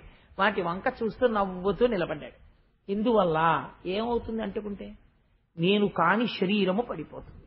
అలా ఉండడం అంత తేలిక కాదండి అది. మనం అందుకే అన్నారు, ఋషభుడి కథ ఒక అసుర సంధ్య వేళలో ఎవరు వింటున్నారో వాళ్ళకి సమస్త కామితార్థములను ఇచ్చేస్తున్నాం అన్నారు. ఎందుకంటే ఆయన అటువంటి బీభత్సవ్రతం చేశాడు. ఆ అగ్నిహోత్రం శరీరాన్ని పట్టుకుంటుంటే నవ్వుతూ నిలబడ్డాడు. శరీరం కాలిపోయింది, తాను ఆత్మలో కలిసిపోయాడు. చిత్రం ఏమైందంటే, ఋషభుడు ఇలాగా శరీరాన్ని వదిలిపెట్టాడు అని ఆ రాజ్యాన్ని ఏలుతున్న అర్హన్ అన్న రాజు తెలుసుకుని మనకొక సత్యం తెలిసింది, లోపల ఉన్నది ఆత్మ, ఈ శరీరము మనము కాదు. కాబట్టి ఇంకా రాజ్యంలో ఉన్న వాళ్ళెవ్వరూ స్నానం చేయక్కర్లేదు, సంధ్యావందనం చెయ్యక్కర్లేదు, దేవాలయాలకు వెళ్ళక్కర్లేదు, అలాగే పూజలు చెయ్యక్కర్లేదు, బ్రాహ్మణుల్ని గౌరవించక్కర్లేదు, వేదం చదవక్కర్లేదు, యజ్ఞయాగాదులు చెయ్యక్కర్లేదు. అందరూ గుడ్డలిప్పేసుకుని హాయిగా ఇలాగే జడుడులా భూతావేశం ఉన్న వాళ్ళలా తిరుగుతుండండి, ఎప్పుడు పడిపోతే ఎప్పుడు పడిపోతున్నాడు. వాళ్ళందరూ ఈ ప్రక్రియ మొదలెట్టారు. అయితే ఇది మహాదోషము అన్నారు వ్యాసుల వారు. ఎందుచేత? ఇది కలియుగ లక్షణము అని పిలిచారు. కారణమేమి అంటే, మీరు జ్ఞాపకం పెట్టుకోండి బాగా, మీరు ప్రయత్నపూర్వకముగా జ్ఞానిని అనుకరించరాదు. 2, మీరు జ్ఞానిని అనుకరించలేరు. 2, మీరు ఎన్నడూ అజ్ఞానిని అనుకరించరాదు. ఈ రెండు ఎక్స్ట్రీమ్స్ జీవితానికి. ఒకడు అజ్ఞాని, ఒకడు జ్ఞాని. జ్ఞాని తండ్రికి తద్దినం పెట్టడు, అజ్ఞాని తండ్రికి తద్దినం పెట్టడు. రమణ మహర్షి ఎప్పుడైనా వాళ్ళ నాన్నగారికి తద్దినం పెట్టారండి? పెట్టరు. ఎందుకు పెట్టరు? ఉన్నది ఒక్కటే బ్రహ్మము, ఇంకేమిటింది? తండ్రి ఏమిటి, వెళ్ళిపోవడం ఏమిటి, తద్దినం ఏమిటి అంటారా? రమణ మహర్షి వాళ్ళ నాన్నగారికి తద్దినం పెట్టలేదండి, నేను పెట్టనని మీరు అన్నారనుకోండి, చేతులు కాలిపోతాయి. ఎందుకని? రమణ మహర్షి ఆ కందిరీగలు కుడుతుంటే కాలప్పగించి నించున్నారు, మీరు నించుంటారా? జ్ఞానిని మీరు అనుకరించరాదు. మీరు జ్ఞాని అయిపోతే అలా అయిపోతారంతే. అంతేకాని జ్ఞాని ఏదో చేశాడని మీరు చేయడం మొదలెట్టకూడదు. మీరు కర్మ చెయ్యాలి, భక్తి చెయ్యాలి. ఈ రెండు మిమ్మల్ని జ్ఞానిని చేస్తాయి. అంతేకాని మీరు జ్ఞానిని పట్టుకుని ఇమిటేట్ చేయకూడదు. అలాగే అజ్ఞానిని ఇమిటేట్ చేయకూడదు. అజ్ఞాని ఏం చేస్తాడు? వాడు అంతే, వాడు ఒకటి చెప్తే వినడు, వాడు చదువుకోడు, వాడు తదినం పెట్టడు, వాడు మంచి పని చేయడు, వాడు గుళ్ళోకి వెళ్ళడు. వాడు చేయట్లేదంటే నేను చేయనంటే వాడు నాశనం అయిపోతాడు, నువ్వు నాశనం అయిపోతావు. అందుకని జీవితమునందు బాగా గుర్తుపెట్టుకోవలసినది ఏది? అజ్ఞానిని అనుకరించరాదు, మహాజ్ఞానిని అనుకరించు ప్రయత్నము కూడదు. కానీ మహాజ్ఞానిని గౌరవించి వారి బోధలు విని అటువంటి స్థితిని పొందడానికి భక్తితో కూడిన కర్మాచరణము చెయ్యాలి. ఇది వైరాగ్యం ఇచ్చి నిన్నొక నాటికి జ్ఞానిగా నిలబెట్టవచ్చు అంతే. ఇక్కడ కొంతమంది పొరపడుతుంటారు. అదే అర్హం చేసినటువంటి భయంకర కృత్యము. కాబట్టి పోతన గారు అన్నారు, ఒక మాట చెప్పారు, సాధారణంగా ఆ ఋషభుడు ఎలా జీవితాన్ని గడిపాడో అలా ఎవ్వరూ గడపలేరని మాత్రం జ్ఞాపకం పెట్టుకోండి. చాలా కష్టం. కాబట్టి ఏం చేస్తావు? ఒక మహాపురుషుడి యొక్క విశేషంగా ఇది విని చేతులొగ్గి నమస్కరించు. నీకు భక్తి జ్ఞాన వైరాగ్యములు కలిగి కృష్ణపాదములను చేరుకుంటావు. నీకు ఇహమునందు సమస్తము కలుగుతుంది. ఆ మహానుభావుడు, ఆ ఋషభుని యొక్క కుమారుడే భరతుడు. ఆయన పరిపాలించాడు కాబట్టే భరతుడు అని పేరొచ్చింది. ఆ భరతుడు విశ్వరూపుడు అనబడేటటువంటి ఆయన కుమార్తె పంచజలిని వివాహం చేసుకుని 5 బిడ్డల్ని కన్నాడు. సుమతి, రాష్ట్రభృతుడు, సుదర్శనుడు, ఆవరుణుడు, ధూమ్రకేతువు. ఆయన భక్తి వైరాగ్యాలతో కొన్ని వేల లక్షల సంవత్సరములు భరతఖండం పరిపాలించాడు. ఆయనలా పరిపాలించిన వాళ్ళు ఇంకొకరు లేరు కాబట్టి భారతదేశమును పరిపాలించినటువంటి భరతుని పేరు మీద ఈ దేశమునకు భరతఖండము అని పేరు వచ్చింది. అంతటి మహానుభావుడు. ఆయన ఒక రోజు అనుకున్నాడు, ఇలా ఎంతకాలం రాజ్యం చేస్తాను, ఇలా ఎంతకాలం అని భోగం అనుభవిస్తాను, కాబట్టి నేను ఇక్కడి నుంచి బయలుదేరిపోయి పులహాశ్రమానికి వెళ్ళిపోతాను. వెళ్ళిపోయి అక్కడ గండకీ నది ప్రవహిస్తోంది, అక్కడ సాలగ్రామాలు దొరుకుతుంటాయి, నేను అక్కడికి వెళ్లి తపస్సు చేస్తాను అన్నాడు. అని బయలుదేరి తపస్సు చేయడానికని వెళ్ళిపోయాడు. అక్కడ మనుష్య సంచారం లేదు, పులహాశ్రమంలో ఎవ్వరూ లేరు. తానే వెళ్లేవాడు, తులసి దళాలు తెచ్చుకునేవాడు, పువ్వులు తెచ్చుకునేవాడు, దర్భలు తెచ్చుకునేవాడు, శ్రీమన్నారాయణుణ్ణి ఆరాధన చేస్తుండేవాడు. ఇలా ఉండగా ఒక రోజున తెల్లవారుజామునే సూర్యమండలాంతర్వర్తి అయినటువంటి నారాయణ దర్శనము తెల్లవారిన తర్వాత జరుగుతుందన్న ఉద్దేశంతో నదీ స్నానము కొరకని చీకటి ఉండగానే వెళ్ళాడు. వెళ్లి స్నానం చేసి నది ఒడ్డున కూర్చుని ఆయన జపం చేసుకుంటున్నారు. చేసుకుంటున్నటువంటి సమయంలో ఒక చిత్రమైనటువంటి సంఘటన జరిగింది. అక్కడికి నిండు చూలాలైనటువంటి ఒక లేడి పరిగెత్తుకుంటూ వచ్చింది. ఇంతలో అరణ్యంలో ఎక్కడో ఒక సింహం ఒకటి బ్రహ్మాండములు బద్దలైపోయేటట్టు గర్జించింది. సింహం అరుపు విని నిండు గర్భిణి అయినటువంటి లేడి భయపడిపోయి నీటిలోకి దూకేసింది. దూకేయగానే దానికి ప్రసవమై ఒక లేడి పిల్ల పుట్టింది. లేడి వరదలో కొట్టుకుపోయింది. ఈ లేడి పిల్ల కొట్టుకుంటుంటే భరతుడు చూడలేక గబగబా వెళ్లి ఆ పుట్టిన పిల్లని తెచ్చాడు. కానీ ఆ లేడి మరణించింది. అయ్యో తల్లి మరణించిందే అని ఈ లేడి పిల్లని తెచ్చుకుని ఆశ్రమంలో తన పక్కన పెట్టుకున్నాడు. పెట్టుకుని మెల్లమెల్లగా దానికి లేత గడ్డి పరకలు తినిపించడం, కొద్దిగా పాలు పట్టడం, దాన్ని జాగ్రత్తగా పులో సింహం వచ్చి తినేస్తుందేమో అని ఎవరికీ దొరకకుండా దాన్ని ఆశ్రమంలో తలుపులేసి పడుకోబెట్టడం చేసేవాడు. ఎప్పుడూ ఆ లేడి గురించి ఆలోచిస్తుండేవాడు. జపం మొదలెట్టేవాడు. మొదలెట్టి అమ్మో నేను ఎక్కువసేపు కళ్ళు మూసుకుంటే ఈ లేడి ఎక్కడికన్నా వెళ్ళిపోతుందేమో, ఏ పూలో తినేస్తుందేమో అని కళ్ళు విప్పి దాన్ని చూసుకుంటూ ఉండేవాడు. అది ఎప్పుడైనా వదిలిపెట్టినప్పుడు అలా కనపడకుండా వెళ్ళిపోతే అయ్యో నా లేడీ ఏమైపోయిందో, ఎక్కడికి వెళ్ళిపోయిందో, ఏ పులి తినేసిందో, ఏ వేటగాడు చంపేశాడో అనుకునేవాడు. మళ్ళీ ఆ లేడీ పరిగెత్తుకుంటూ వస్తుంటే సంతోషపడిపోయి అసలు ఈ లేడీ యొక్క పదఘట్టన చేత పవిత్రమవుతోంది భూమి, ఎంత బాగా పరిగెత్తుకొస్తోందో నా లేడీ అనుకునేవాడు. ఆ లేడి అటు వెళ్లి ఇటు వచ్చి తన కొమ్ములతో కుమ్ముతుంటే పొంగిపోయేవాడు. అది వచ్చి ఆయన ఒళ్ళో పడుకునేది. ఆ ఒళ్ళో పడుకుంటే మాతృప్రేమ పితృప్రేమ చవి చూపించేవాడు. రాను రాను రాను రాను దేనికోసం వచ్చాడో తపస్సుకి అది మరిచిపోయాడు. మరిచిపోయి ఈ లేడి పిల్లని సాకడంలో పడిపోయి అస్తమానం లేడికి పాలు పట్టా, గడ్డి పెట్టా, దాంతో ఆడుకోను, అది పడుకుంటే తను పడుకోను, అది లేస్తే తను లేవను, దాని వెంట తిరుగుతుండను, ఇది మొదలెట్టాడు. ఏమనుకోవాలి దీన్ని? ఎందుకు మొదలెట్టాడో అది పోయింది. పోయి ఓ కొత్త పద్ధతోటి మొదలైంది. ఇప్పుడు తపస్సుకని బయలుదేరిన వాడు తపస్సు వదిలేశాడు. వదిలేసి అనవసరపు సంబంధాలన్నీ పెట్టుకున్నాడు. అంటే పోతన గారు అన్నారు, జననాథ మున్ను మోక్ష విరోధమని పాయగారాని పుత్రాదికంబులెల్లబాసి తపస్వి భరతుండు హరిణ చాబక పోషణంబున పాలనమున అతి లాలన ప్రీణ నానుషంగంబున మూషక బిల మతిరోషమునను సర్పంబు జొచ్చిన చందంబునను యోగ విఘ్నంబు మిక్కిలి విస్తరిల్లే కాన ఎంతవానికైనను కాలంబు కడవ రామినట్లు కాకపోదు పరమ మునులకైన బాయదు కర్మంబు నరులనంగనెంత నరవేరేణ్యా అన్నారు. ఎలుక ఉన్న కన్నంలోకి పాము జొరబడిపోతే ఎలా ఉంటుందో అలా అసలు తన కడుపున పుట్టిన పిల్లలను వదిలేశాడు, తన భార్యను వదిలేశాడు, తన రాజ్యాన్ని వదిలేశాడు, ఈశ్వరుణ్ణి చేరుకుంటానని అడవిలో ఎవ్వరూ లేని పులహాశ్రమానికి వచ్చాడు. తపస్సు అన్నాడు, కూర్చున్నాడు. మనస్సంతా తీసుకెళ్లి ఓ లేడి మీద పెట్టాడు. ఏమనుకోవాలి? ఎటువంటి వాడికి కాలం ఎంత గమ్మత్తుగా ఏదో ఒక ఎరవేసి ఎలా భ్రష్టం చేసేస్తుందో చూడరా. ఈశ్వరుడే కావాలని బయలుదేరిన వాడికి ఇన్నెందుకు కావలసి వచ్చారే, ఇప్పుడు ఈ లేడెందుకు కావలసి వచ్చిందిరా అన్నాడు. అని అంత్యకాలం సమీపించింది భరతుడికి. ప్రాణం పోతోంది కానీ మనస్సులో మాత్రం అయ్యో నేను చచ్చిపోతున్నాను, నా లేడీ ఏమైపోతుందో, నా లేడీ ఏమైపోతుందో, నా లేడీ వంక చూస్తూ కన్నుల నీరు పెట్టుకుని ఆ లేడీనే స్మరణ చేస్తూ ప్రాణం వదిలేశాడు. ఈశ్వరుడికి రాగద్వేషాలుండవు. ఆఖరి స్మరణ లేడీ మీద ఉండిపోయింది కాబట్టి లేడీగా పునర్జన్మనిచ్చాడు. లేడీగా పుట్టి అయ్యయ్యో అంతటి చక్రవర్తినయ్యాను, నేను పరిపాలిస్తే దేశానికి భరతవర్షం అని పేరొచ్చింది, అదే దేశంలో గడ్డి తింటూ లేడీనయ్యాను అని నేను ఆ లేడీని పట్టుకోవడం వల్ల కదా నాకు ఈ సంఘం వచ్చింది, అసలు నేనెవ్వరిని ముట్టుకోనని వ్రతం పెట్టుకున్నాడు. నోరు విప్పి మాట్లాడేవాడు కాదు.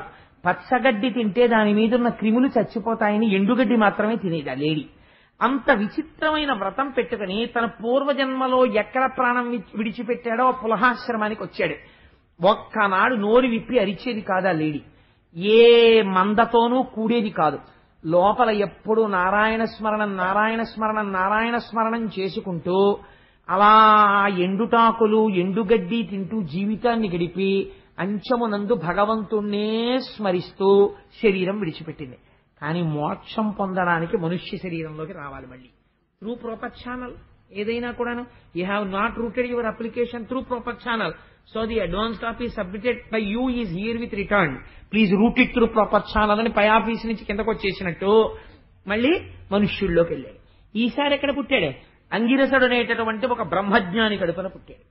పుడితే ఆయన పుట్టిన తరువాత కొంతకాలం అయింది. అయిన తరువాత ఆయనకి ఉపనయనం చేశారు. ఉపనయనం చేసిన తరువాత ఆయనకి మనస్సులో భావన ఉండిపోయింది. అప్పుడు పులహాశ్రమానికి వెళ్ళాను, లేడి మీద భ్రాంతి ఎట్టుకున్నాను. ఆ లేడి మీద భ్రాంతి ఎట్టుకుని లేడిని అయ్యాను. ఎలాగో అలా కష్టపడి మనసులో భగవంతుడిని ఎట్టుకుని లేడిని వదిలి ఇప్పుడు ఈ బ్రహ్మజ్ఞాని కడుపున పుట్టాను. ఇప్పుడు కానీ నాకు ఉపనయనం చేసిన తర్వాత గాయత్రి చేయడం, ఈయన చెప్పిన మంత్రాలన్నీ నేర్చుకుంటే ఒరే వెళ్ళి ఉపనయనం చేసిరా, ఒరే వెళ్ళి ఉపనయనం లేకపోతే వివాహం చేసిరా అని నాకు వివాహం చేస్తానని నాకు పెళ్లి చేసి నన్ను సంసారంలో పెడితే రేపు పొద్దున్న నాకు పిల్లలు పుడితే మళ్లీ భ్రష్టుడిని అయిపోయి మళ్లీ ఎడుజారిపోతాను. ఒక లేడిని ప్రేమించినందుకే ఇంత అల్లరొచ్చింది. అందుకని తస్మాత్ జాగ్రత్త జాగ్రత్త, అందుకని నేనెవరో ఎవరికీ తెలియకుండా ఉంటాను. అసలు నాకు పిల్లనిచ్చేవాడు ఎవడుంటాడు, నేను ఎర్రేళ్లే ఉంటాను, అందులో అలా ఉంటానని తండ్రి గారు ఒరే సంధ్యావందనం చేసేటప్పుడు నాన్న ఆచమన జటాల సంకీర్తనం మరిచిపోయిన వాళ్ళ ముందు అర్ఘ్యం ఇచ్చేసి తర్వాత దేశకాల సంకీర్తనం మొదలెట్టేవాడు. ఒరే ముందు ఈ క్రతువు చేసి ఇది చేయరా అంటే ముందు మంత్రపుష్పం చదివి తర్వాత అర్ఘ్యం పాద్యం మొదలెట్టేవాడు. అదేమిట్రా ముందు మంత్రపుష్పం ఏమిట్రా, ముందు అర్ఘ్యం పాద్యం అవన్నీ ఉపచారాలన్నీ అయిపోయిన తర్వాత నీరాజనం అయిపోయిన తర్వాత మంత్రపుష్పం రా అంటే మర్చిపోయానో వెరినవు నవ్వేవాడు. ఏమీ మర్చిపోలేదు, అన్నీ తెలుసు. ఈశ్వరుడు లోపల ఉన్నాడని తెలుసు, ఆత్మ సంగతి తెలుసు, అన్నీ తెలుసు. ఒంటి మీద ఇంత మందాన మట్టి పట్టి ఓ యజ్ఞోపవీతం ఒకటి తండ్రి వేసింది ఉండేది. మంచి దృఢకాయుడు, పుట్టుకతోటి దృఢకాయుడై అలా కూర్చుని ఉండేవాడు. వెర్రివాళ్లే ఏమీ మాట్లాడేవాడు కాదు. ఇంతలో ఆయన దురదృష్టవశాత్తు తండ్రి మరణించాడు. తల్లిగారు సహగమనం చేసింది. సమతి బిడ్డలైనటువంటి అన్నదమ్ములు ఏం చేశారు? తల్లి తండ్రితోడ సగనగ్ని జొచ్చిన అతని మహిమలిరుగ కంతలోన సవతి తల్లి కొడుకులు వినీతులగుచును శాస్త్ర విద్యలతని చదువనీక. తండ్రి గారైతే దగ్గర కూర్చోబెట్టుకుని ఏదో నేర్పే ప్రయత్నం చేసేవాడు. సమతి బిడ్డలు అన్నారు వీడికి ఏం వచ్చు, వీడి బుర్రా, నాన్నగారు చెప్తేనే వీడికి రాలేదు, వీడికి శాస్త్రం ఏమిటి, వీడికి అవేం అక్కర్లేదు, వీడిని గొడ్ల సావిడి దగ్గర కూర్చోపెట్టండి, పొలానికి పంపించండి, వీడు ఆ పనులన్నీ చేస్తుంటాడని వీరే పేడెత్తరా అనేవాడు. పేడెత్తేవాడు. వచ్చేవాడు. ఒక్కొక్క రోజున వాళ్ళు కాస్త మధుర పదార్థం తింటూ ఈయనకి కూడా ఓ పెంపుడు జంతువుకి పెట్టినట్టు పెట్టేవాడు. పెడితే మధురాన్నం కింద తినేసేవాడు. ఒక్కొక్క రోజున వాడికి పెట్టేది ఏమిటని చెప్పి పాసిపోయిన అన్నం ఇంతుంటే దుర్గంధ భూయిష్టమైపోయినటువంటి పాసిపోయిన అన్నం తెచ్చి అక్కడ పెట్టి ఒరే తినేరానివారు. ఎలాగో ఏమి తెలియ తినేస్తాడు అంటే ఆయన మధురాతి మధురమైన అన్నాన్ని ఎలా తింటారో అలా తిని నవ్వేవాడు తప్ప అతుల మృష్ణాన్నమైన శుష్కాన్నమైన ఎద్దిపెట్టిన జిహ్వకు హితముగాని తలచి భక్షించునాకొండు తలచి మిగుల ప్రీతి చేయడు రుచులందు పెంపుతోడా. తప్ప అదేం నాకు పాసిపోయిన అన్నం పెట్టారు, నేను కాయ కష్టం చేసేవాడిని, నాకు ఇలా పెట్టడమా అని తిరగబడి అడిగేవాడు కాదు. మౌనంతో ఏది పెడితే అదే తినేసేవాడు. సర్వం బ్రహ్మమయం జగత్ అని ఆ బ్రహ్మమునందు మనసు కుదుర్చుకుని ఉండిపోయాడు.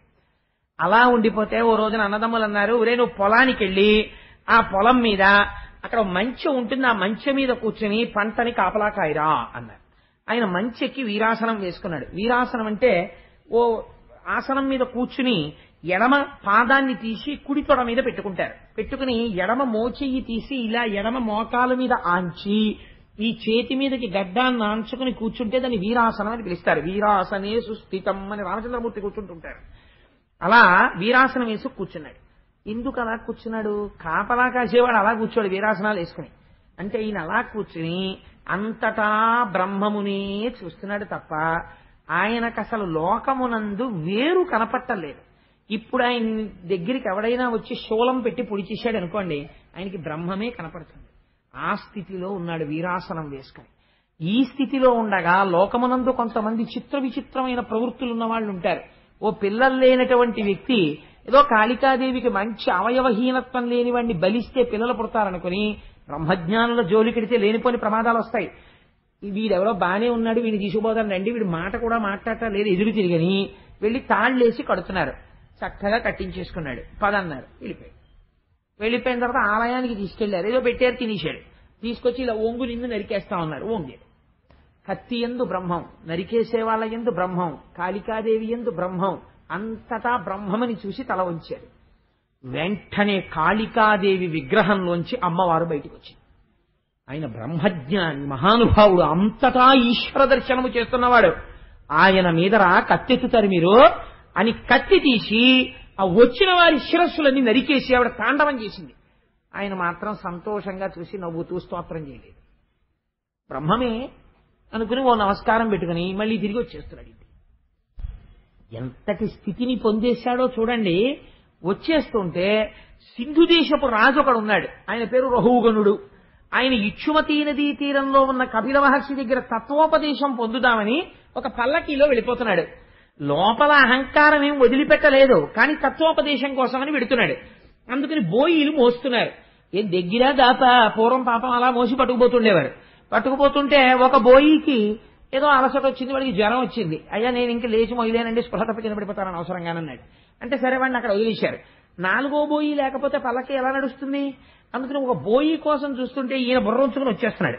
ఒరే ఈయన ఎవరో బాగున్నాడు రా, మంచి దృఢకాయుడై ఉన్నాడు, ఈయన్ని తీసుకురండి పల్లకి మోస్తాడన్నాడు. బాగా పొడుగైన వాడు పల్లకి పట్టుకుంటే ఓ ప్రమాదం ఉంటుందండి, ఓ ఇబ్బంది ఉంటుంది. ఏమిటో తెలుసా? నేను ఎప్పుడైనా ఈశ్వరుడి పల్లకి పట్టుకున్నాను అనుకోండి, నా వెనక వాళ్ళు కంప్లైంట్ చేస్తారు, ఏమన్నా పల్లకి తేలిపోతానని. ఎందుకంటే పొడుగ్గా ఉన్నవాడు పట్టుకుంటే బరువు అంతా ఆయన భుజం మీదకి వెళ్ళిపోయి వెనక వాళ్ళకి తేలికైపోతుంది. అందుకని ఈక్వల్ గా రెస్ట్ అవ్వవు అవి. అందుకని అదేంటి ఈయన అది పట్టుకుని వెళ్ళిపోతున్నాడు, కానీ అంతటా బ్రహ్మమును చూస్తున్నాడు. ఆనందపడిపోవడంలో ఒక్కొక్కసారి ఆ ఈశ్వర తేజస్సు జ్ఞాపకానికి వచ్చి ఆ బ్రహ్మమును అనుభవించేవాడు ఎందులో అనుభవిస్తాడో మీకు తెలియదు. ఓ చిలక పలికింది అనుకోండి, ఆహా ఈశ్వర రూపంలో ఉన్నటువంటి ఆ చిలక ఇన్ని వర్ణములతో ఈశ్వరుడు ఉన్నాడు, అది బ్రహ్మము పలుకుతోందని ఆనందపడిపోయి ఓ గెంతుకు ఎత్తుతాడు ఆనందంతో. ఈ లోపల ఉన్న రాజుగారికి ఠంగం తగిలేదు. ఆయన 2 మాటలు చూసి అడిగాడు, ఎందుకురా ఏంటి ఎగిరెగిరి పడిపోతున్నారు, పల్లకిలో నాకు తగులుతోంది, ఒంటి మీద తెలివుందా అని అడిగాడు. అడిగితే వాళ్ళన్నారు, అయ్యా మా తప్పు కాదండి, కొత్త బోయి సరిగ్గా లేడు, వీడేమిటో సరిగ్గా నడవట్లేదు, ఏమిటో తలంచుకుని సంతోషపడిపోతూ నవ్వుకుంటూ ఆనందపడిపోతూ అటు దూకేసి ఇటు దూకేసి వీడు ఇష్టం వచ్చినట్టు నడుస్తున్నాడు అన్నారు. అంటే రాజుగారికి చాలా కోపం వచ్చింది. ఆ బోయి వంక చూసి, మోస్తున్నవాడు బ్రహ్మజ్ఞాని, ఆయన వంక చూసి పరిహాసం ఆడాడు. అన్నిటికన్నా ప్రమాదం బ్రహ్మజ్ఞానితో పరిహాసం ఆడ్డాం. ఎటువంటి పరిహాసం ఆడాడో చూడండి. అతుల మృష్ణాన్నమైన శుష్కాన్నమైన తిని బయలుదేరితే అలసటి వెంతయుం ముసలివాకట డస్సితి మేను మిక్కిలి పలసన ఉన్నది శిబిక భారము దూరము మోసితే గతిన్ నిలిచెద వెంచు భూవరుడు నిష్ఠురతన్ వినపల్కనాయడం పలుకక మోసనా శిబిక బ్రాహ్మణ వర్యుండు పార్థివేశ్వరా. ఆయన పల్లకి తెర తప్పించి కిందకి చూసి అన్నాడు, ఏమిరా పాపం అన్నం తిని చాలా రోజులైనట్టుంది. ఆయన మంచి బలిష్టంగా ఉంటాడు కదా, మరి ఆ మోస్తున్నటువంటి భరతుడు ఆయన్ని చూసి, పాపం చాలా బక్క చిక్కిపోయి ఉన్నావు, చాలా ముసలివాడి అయిపోయావు, ఇప్పుడే కదా పల్లకి పట్టుకున్నాడు ఆయన, పాపం చాలా దూరం మోసి మోసి బడలిపోయినట్టున్నావు, నీకు ఒళ్ళు చాలా కష్టపడిపోతున్నట్టుందిరా నీకు, అందుకని నీకు పల్లకి మోయడం చేత కావట్లేదే అన్నాడు. అంటే తిన్నగా నిందించలేదు, పరిహాసపూర్వకమైనటువంటి నింద చేశాడు. అలా నింద చేస్తే ఆయన ఏమీ మారు మాట్లాడకుండా ఇంకొక నవ్వు నవ్వి మళ్ళీ వెళ్ళిపోతున్నాడు. మళ్ళీ వెళ్ళిపోతుంటే మళ్ళీ రాజు అనుకున్నాడు, సరే నేను ఇన్ని మాటలు అన్నాను కదా జాగ్రత్తగా మోస్తాడనుకున్నాడు. ఆయన ఈ మాటలు విని ఓ నవ్వెందుకు నవ్వాడంటే, వీడు ఎంత వ్యామోహంలో ఉన్నాడు రా, నేను రాజును అనుకుంటున్నాడు, ఇంకోడు బంటు అనుకుంటున్నాడు, ఇన్ని ద్వంద్వాలు చూస్తున్నాడు రా అని ఆయన నవ్వాడు. ఈయన అందుకు నవ్వాడని ఆయనకి తెలియదు. జాగ్రత్తగా మోస్తాడని ఆయన అనుకుని తెరవేసుకున్నాడు. ఈయన మళ్ళీ బ్రహ్మమునందు రమించిపోతున్నాడు. రమించిపోతూ వెడుతూ మళ్ళీ దూకాడు. ఎందుకో ఇక ఠాంగుంది అయ్యింది. తగిలితే రాజు అన్నాడు, ఏమిరా నీకు ఒళ్ళు దగ్గర పెట్టుకుని మోస్తున్నట్లు నాకు కనపట్టలేదు, నీ బుద్ధి వక్రించి నడుస్తున్నావు, నిన్ను నా రాజదండనము చేత మామూలు మార్గంలోకి తిప్పే అవసరం ఉన్నట్లు కనపడుతోంది అన్నాడు. అంటే పలకమే అన్నాడు. అంటే ఇప్పుడు ఈయన మాట్లాడడం మొదలుపెట్టాడు. ఆయన అన్నాడు, రాజా నువ్వు మాట్లాడినది నిజమే, ఇప్పటి వరకు పుట్టిన తర్వాత భరతుడు మాట్లాడలేదు. ఇప్పుడు అన్నాడు, నువ్వు ఎవరిని శిక్ష వేస్తావు, ఎవరు ముసలితనాన్ని పొందుతున్నారంటున్నావు, ఎవరికి ఆకలేసిందంటున్నావు, ఎవరు మొయ్యలేదంటున్నావు, ఇవన్నీ చేసేది దేహం. ఈ దేహము నేను కాదు, నేను ఆత్మని అని ఉన్నవాడను నేను. ఆ దేహాన్ని శిక్ష వేస్తానంటున్నావు నువ్వు. చచ్చిపోయిన శవాన్ని ఎవరైనా శూలంతో పొడిస్తే పగ తీరుతుందా? అలా నేను ఈ దేహము కాదన్నవాణ్ణి తీసుకెళ్లి దేహానికి శిక్ష వేస్తే వాడికి ఏమైనా బాధ కలుగుతుందా? పిచ్చివాడా రాజా, ఇది నీ మాయని, నీ అజ్ఞానాన్ని బయట పెడుతోంది. ఈ మాట వినగానే రాజు ఆశ్చర్యపోయాడు. అమ్మ బాబోయ్, మోస్తున్నవాడెవరో సామాన్యుడు కాడు, ఒక బ్రహ్మజ్ఞాని మాట్లాడుతున్నాడు అని పల్లకి ఆపమని గభాల కిందకి దూకి ఆయన వంక చూస్తే గుర్తుపట్టడానికి ఒక యజ్ఞోపవీతం ఒకటే కనపడింది. ఆయన పాదముల మీద పడి నమస్కరించాడు. అయ్యా, బహుశः నన్ను పరీక్ష చేయడానికి మీరు కపిలుడే ఇలా వచ్చారని అనుకుంటున్నాను. నేను ఎవరి దగ్గర తత్వదర్శనం చెయ్యాలనుకున్నానో ఆ కపిలుడే వచ్చాడేమో. మీరెవరు? నిజం చెప్పండి. మీరు నాకు హితోపదేశం చేయవలసిన వారై ఉన్నారు. మహానుభావ, మీరు ఒక మాట అన్నారు ఇందాక, లోపల ఉన్న ఆత్మ నేను, పైన ఉన్నటువంటి దేహము నేను కాదు, దాన్ని నువ్వు ఎలా చంపుతావు? అది నేను కాదు అని నేను స్థిరమైన నిర్ణయమునందున్నవాడను అన్నారు. మీ మాటలు నన్ను చాలా సంతోషపెట్టాయి. మీ వంటి బ్రాహ్మణులు, మీ వంటి బ్రహ్మజ్ఞానుల జోలికి నేను రాను. ఎందుకో తెలుసా, నాకు ఒక గొప్ప భయం ఉంది. రాజు క్షమార్పణ చెప్పాయన కాళ్ళ మీద పడ్డాడు. ధరణి సురలలోన తలప నెవ్వడ నీవు అవధూత వేసి అవనియందు ఏమిటికై చరింపగ వచ్చి తిచ్చటికి ఒక్క ఒంటి సనుట నేను నన్ను కృతార్థుని చేయ అనుకూలుడగుమన్న అట్టి ఆ కపిల మహామునీంద్రుడవో నీ మహాత్వంబుదవిలి విచారింప నెరుగక చేసితి కరుణ చూడు తప్పు సైరింపు నే యమదండమునకు హరుని శూలమునకు వజ్రాయుధమునకు అనల చంద్రార్క ధనద శస్త్రాస్త్రములకు వెరమ విప్రునకునే మది వెరచినట్లు. మహాపురుషా, నువ్వే కపిలుడవేమో అనుకుంటున్నాను, నువ్వు బ్రహ్మజ్ఞానివి.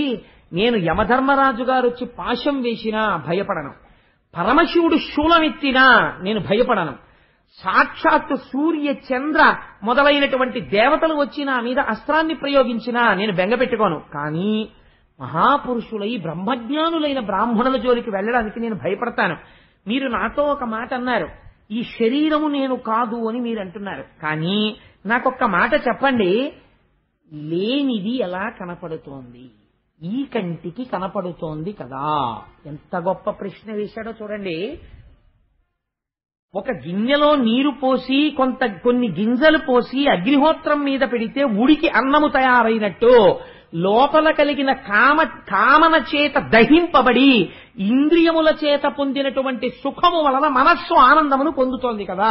ఇవి లేవని మీరు ఎలా చెప్తున్నారు అన్నాడు. ఇవి లేవు, ఆత్మ ఉన్నదని మీరు ఎలా అన్నారు అన్నాడు.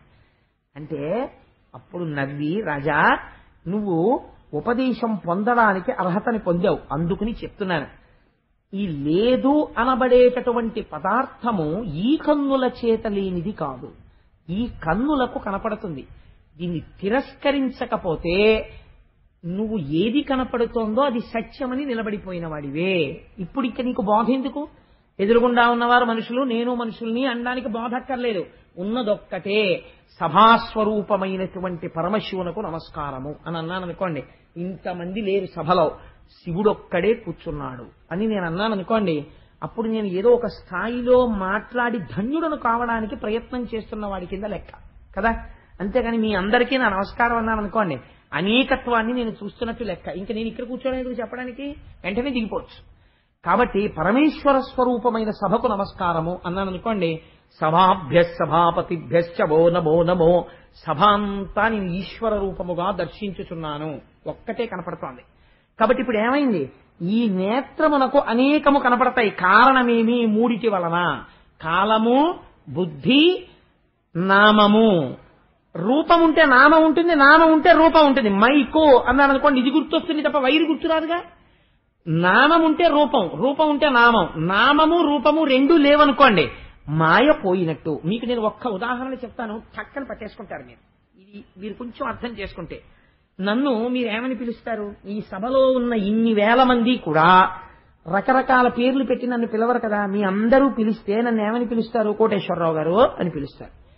ఈ కోటేశ్వరరావు గారు అని పిలవబడినప్పుడు నేనేమంటాను? ఏమండి అని మీ వంక తిరుగుతాను. ఈ కోటేశ్వరరావు అనబడేటటువంటి పేరు ఈ రూపమునకు ఎప్పుడు వచ్చినది? ఈ రూపము వచ్చిన తరువాత నామము వచ్చినది. ఈ నామము రాకముందు ఈ రూపము వచ్చినదా లేదా? వచ్చినది. ఈ రూపం ఎప్పుడొచ్చింది? మా అమ్మగారి కడుపులోంచి ఏదో ఒక రోజు వచ్చింది. రాగానే దీనికి ఆ కోటేశ్వరరావు అన్న పేరు లేదు. కోటేశ్వరరావు అన్న పేరుతో ఇది పిలవబడలేదు. ఇది ఏ పేరు లేకుండా అనామకమై పడి ఉన్నది. మా అబ్బాయి అంతే, శిశువు. కొంతకాలం అయిన తర్వాత నామకరణం చేశారు, దీనికి కోటేశ్వరరావు అని పేరు పెట్టారు. పెడితే ఇప్పుడు దీన్ని ఎవరైనా చూస్తే కోటేశ్వరరావు గారండి అని దీనికి పేరు పెట్టారు. ఇప్పుడు ఈ పేరు లేదనుకోండి, నేను కొన్నాళ్ళు పోయిన తర్వాత నేను అలాంటి పని చేయను, కానీ ఉదాహరణకు చెప్తాను, దీనికి నేను కామేశ్వరరావు అని పేరు పెట్టాను అనుకోండి, ఇందులో ఏమైనా మార్పు వస్తుందా? ఏమీ రాదు. రూపము నామము చేత మారడం లేదు, నామము రూపము చేత మారవలసిన అవసరం లేదు. కానీ ఈ రెండూ కూడా అశాశ్వతమే. కోటేశ్వరరావన్న పేరు, కోటేశ్వరరావని పిలవబడిన శరీరము, ఈ రెండూ అబద్ధం. ఎందుకని? ఇది ఒకనాడసలు నామకరణమునకు ముందున్నటువంటి ఈ శరీరం మా అమ్మగారి కడుపులో ఒక బుడగగా ఒకనాడు ఉన్నది. అంతక పూర్వము ఈ శరీరము లేదు కదా. కాబట్టి నామము రూపము రెండూ అబద్ధం. కానీ కోటేశ్వరరావని ఇవ్వాళ పిలువబడుతున్నటువంటి లోపలను ఉన్న జీవుడిగా అజ్ఞానంలో ఉన్న ఆత్మ మాత్రం ఎప్పటి నుంచో ఉన్నది, దానికి పేరు లేదు. నామరూపములుగా కాలగతి ఎందు బుద్ధి చేత నిర్ణయింపబడి ఈ కంటి చేత భ్రాంతికి లోను చేస్తున్నదేదో అది మాయా. అది జ్ఞాననేత్రము చేత తిరస్కరింపబడుతుంది, మాంసనేత్రము చేత మగ్నము చేస్తుంది. అది నువ్వు తెలుసుకుంటే, ఇప్పుడు నేను నీకు చెప్తాను, ఒక్క మాట ఆలోచించు. ఇది పృథివీ, భూమి. ఈ భూమి మీద నా చరణములు పృథివీ, నా చరణముల మీద నా కాళ్ళు పృథివీ, నా తొడలు పృథివీ, నా కడుపు పృథివీ, నా గుండెలు పృథివీ, నా కంఠము పృథివీ, నా భుజము పృథివీ, నా శిరస్సు పృథివీ, ఈ పల్లకి పృథివీ, పల్లకిలో కూర్చున్న నువ్వు పృథివీ. ఇవన్నీ పృథివీ వికారములే. ఈ మాత్రం వికారానికి నువ్వు పెద్ద డెసిగ్నేషన్ పెట్టుకున్నావు. నేను మహారాజుని, వాడు బోయి అని నన్ను నిందించి మాట్లాడుతున్నావు. కానీ నువ్వు మాట్లాడడానికి ఆధారమైన ఆత్మ, నాలో ఉన్న ఆత్మ ఒక్కటే. రెండు శరీరాల్ని ధరించాయి. ఈ రెండు నామరూపముల చేత గుర్తింపబడుతున్నాయి. కానీ ఇవి మాయా, వీటికి ఆస్తిత్వం లేదు. లోపల ఉన్నదే శాశ్వతం. రాజా, నువ్వు ఇది తెలుసుకుంటే సత్యం తెలిసేసుకున్నట్టే. నీకు తత్వం అర్థమైపోయింది. కానీ ఇది అర్థం అవ్వకుండా ఏది చేస్తుందో తెలుసా? ఒక అడవి. ఏమా అడవి? మోహం అనే అడవి, సంసారం అనే అడవి. అక్కడ తోడేళ్లుంటాయి, మేకల వెంట తరుముకొచ్చినట్టు వస్తాయి. అది ఏవో తెలుసా? బంధుత్వాలు. ప్రతి వాడి ఇంట్లో ఈగలుంటాయి, పొమ్మంటే పోవు, తోలుకు తిని బతుకుతూ ఉంటాడు. అలాగే పిల్లలు, భార్య ఎప్పుడూ చుట్టూ వెంబడించి ఉండనే ఉంటారు. ఈగలు తోలుకుని అన్నం తిన్నట్టు ఇలా తోలుకుంటాడు, ఈగ బోలుతుంది, మళ్లీ వచ్చి వాలుతుంది. ఇలా పోయినట్టుంటుంది, కామన మళ్లీ వచ్చి వాలిపోతుంది, మళ్లీ పుత్రేష ధనేష దారేష పట్టేసుకుంటుంటాయి. రాజా, వ్యవసాయం బాగా చెయ్యాలనుకున్నవాడు కలుపు మొక్కని కత్తిరిస్తే సరిపోదు, మళ్లీ మొక్క పెరిగిపోతుంది. మొదటంట తీసి బయట పారేసి తగలబెట్టేయాలి ఎండిపోయిన తర్వాత. ధరించాలనుకున్నవాడు కామనని ముందు గెలవాలి.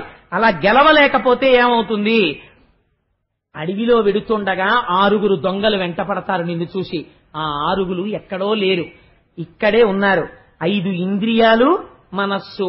ఈ 6 లోపల కూర్చుని ఇంత జ్ఞానం కలిగినా, ఇంత ధర్మం కలిగినా ఎత్తుకుపోతారు.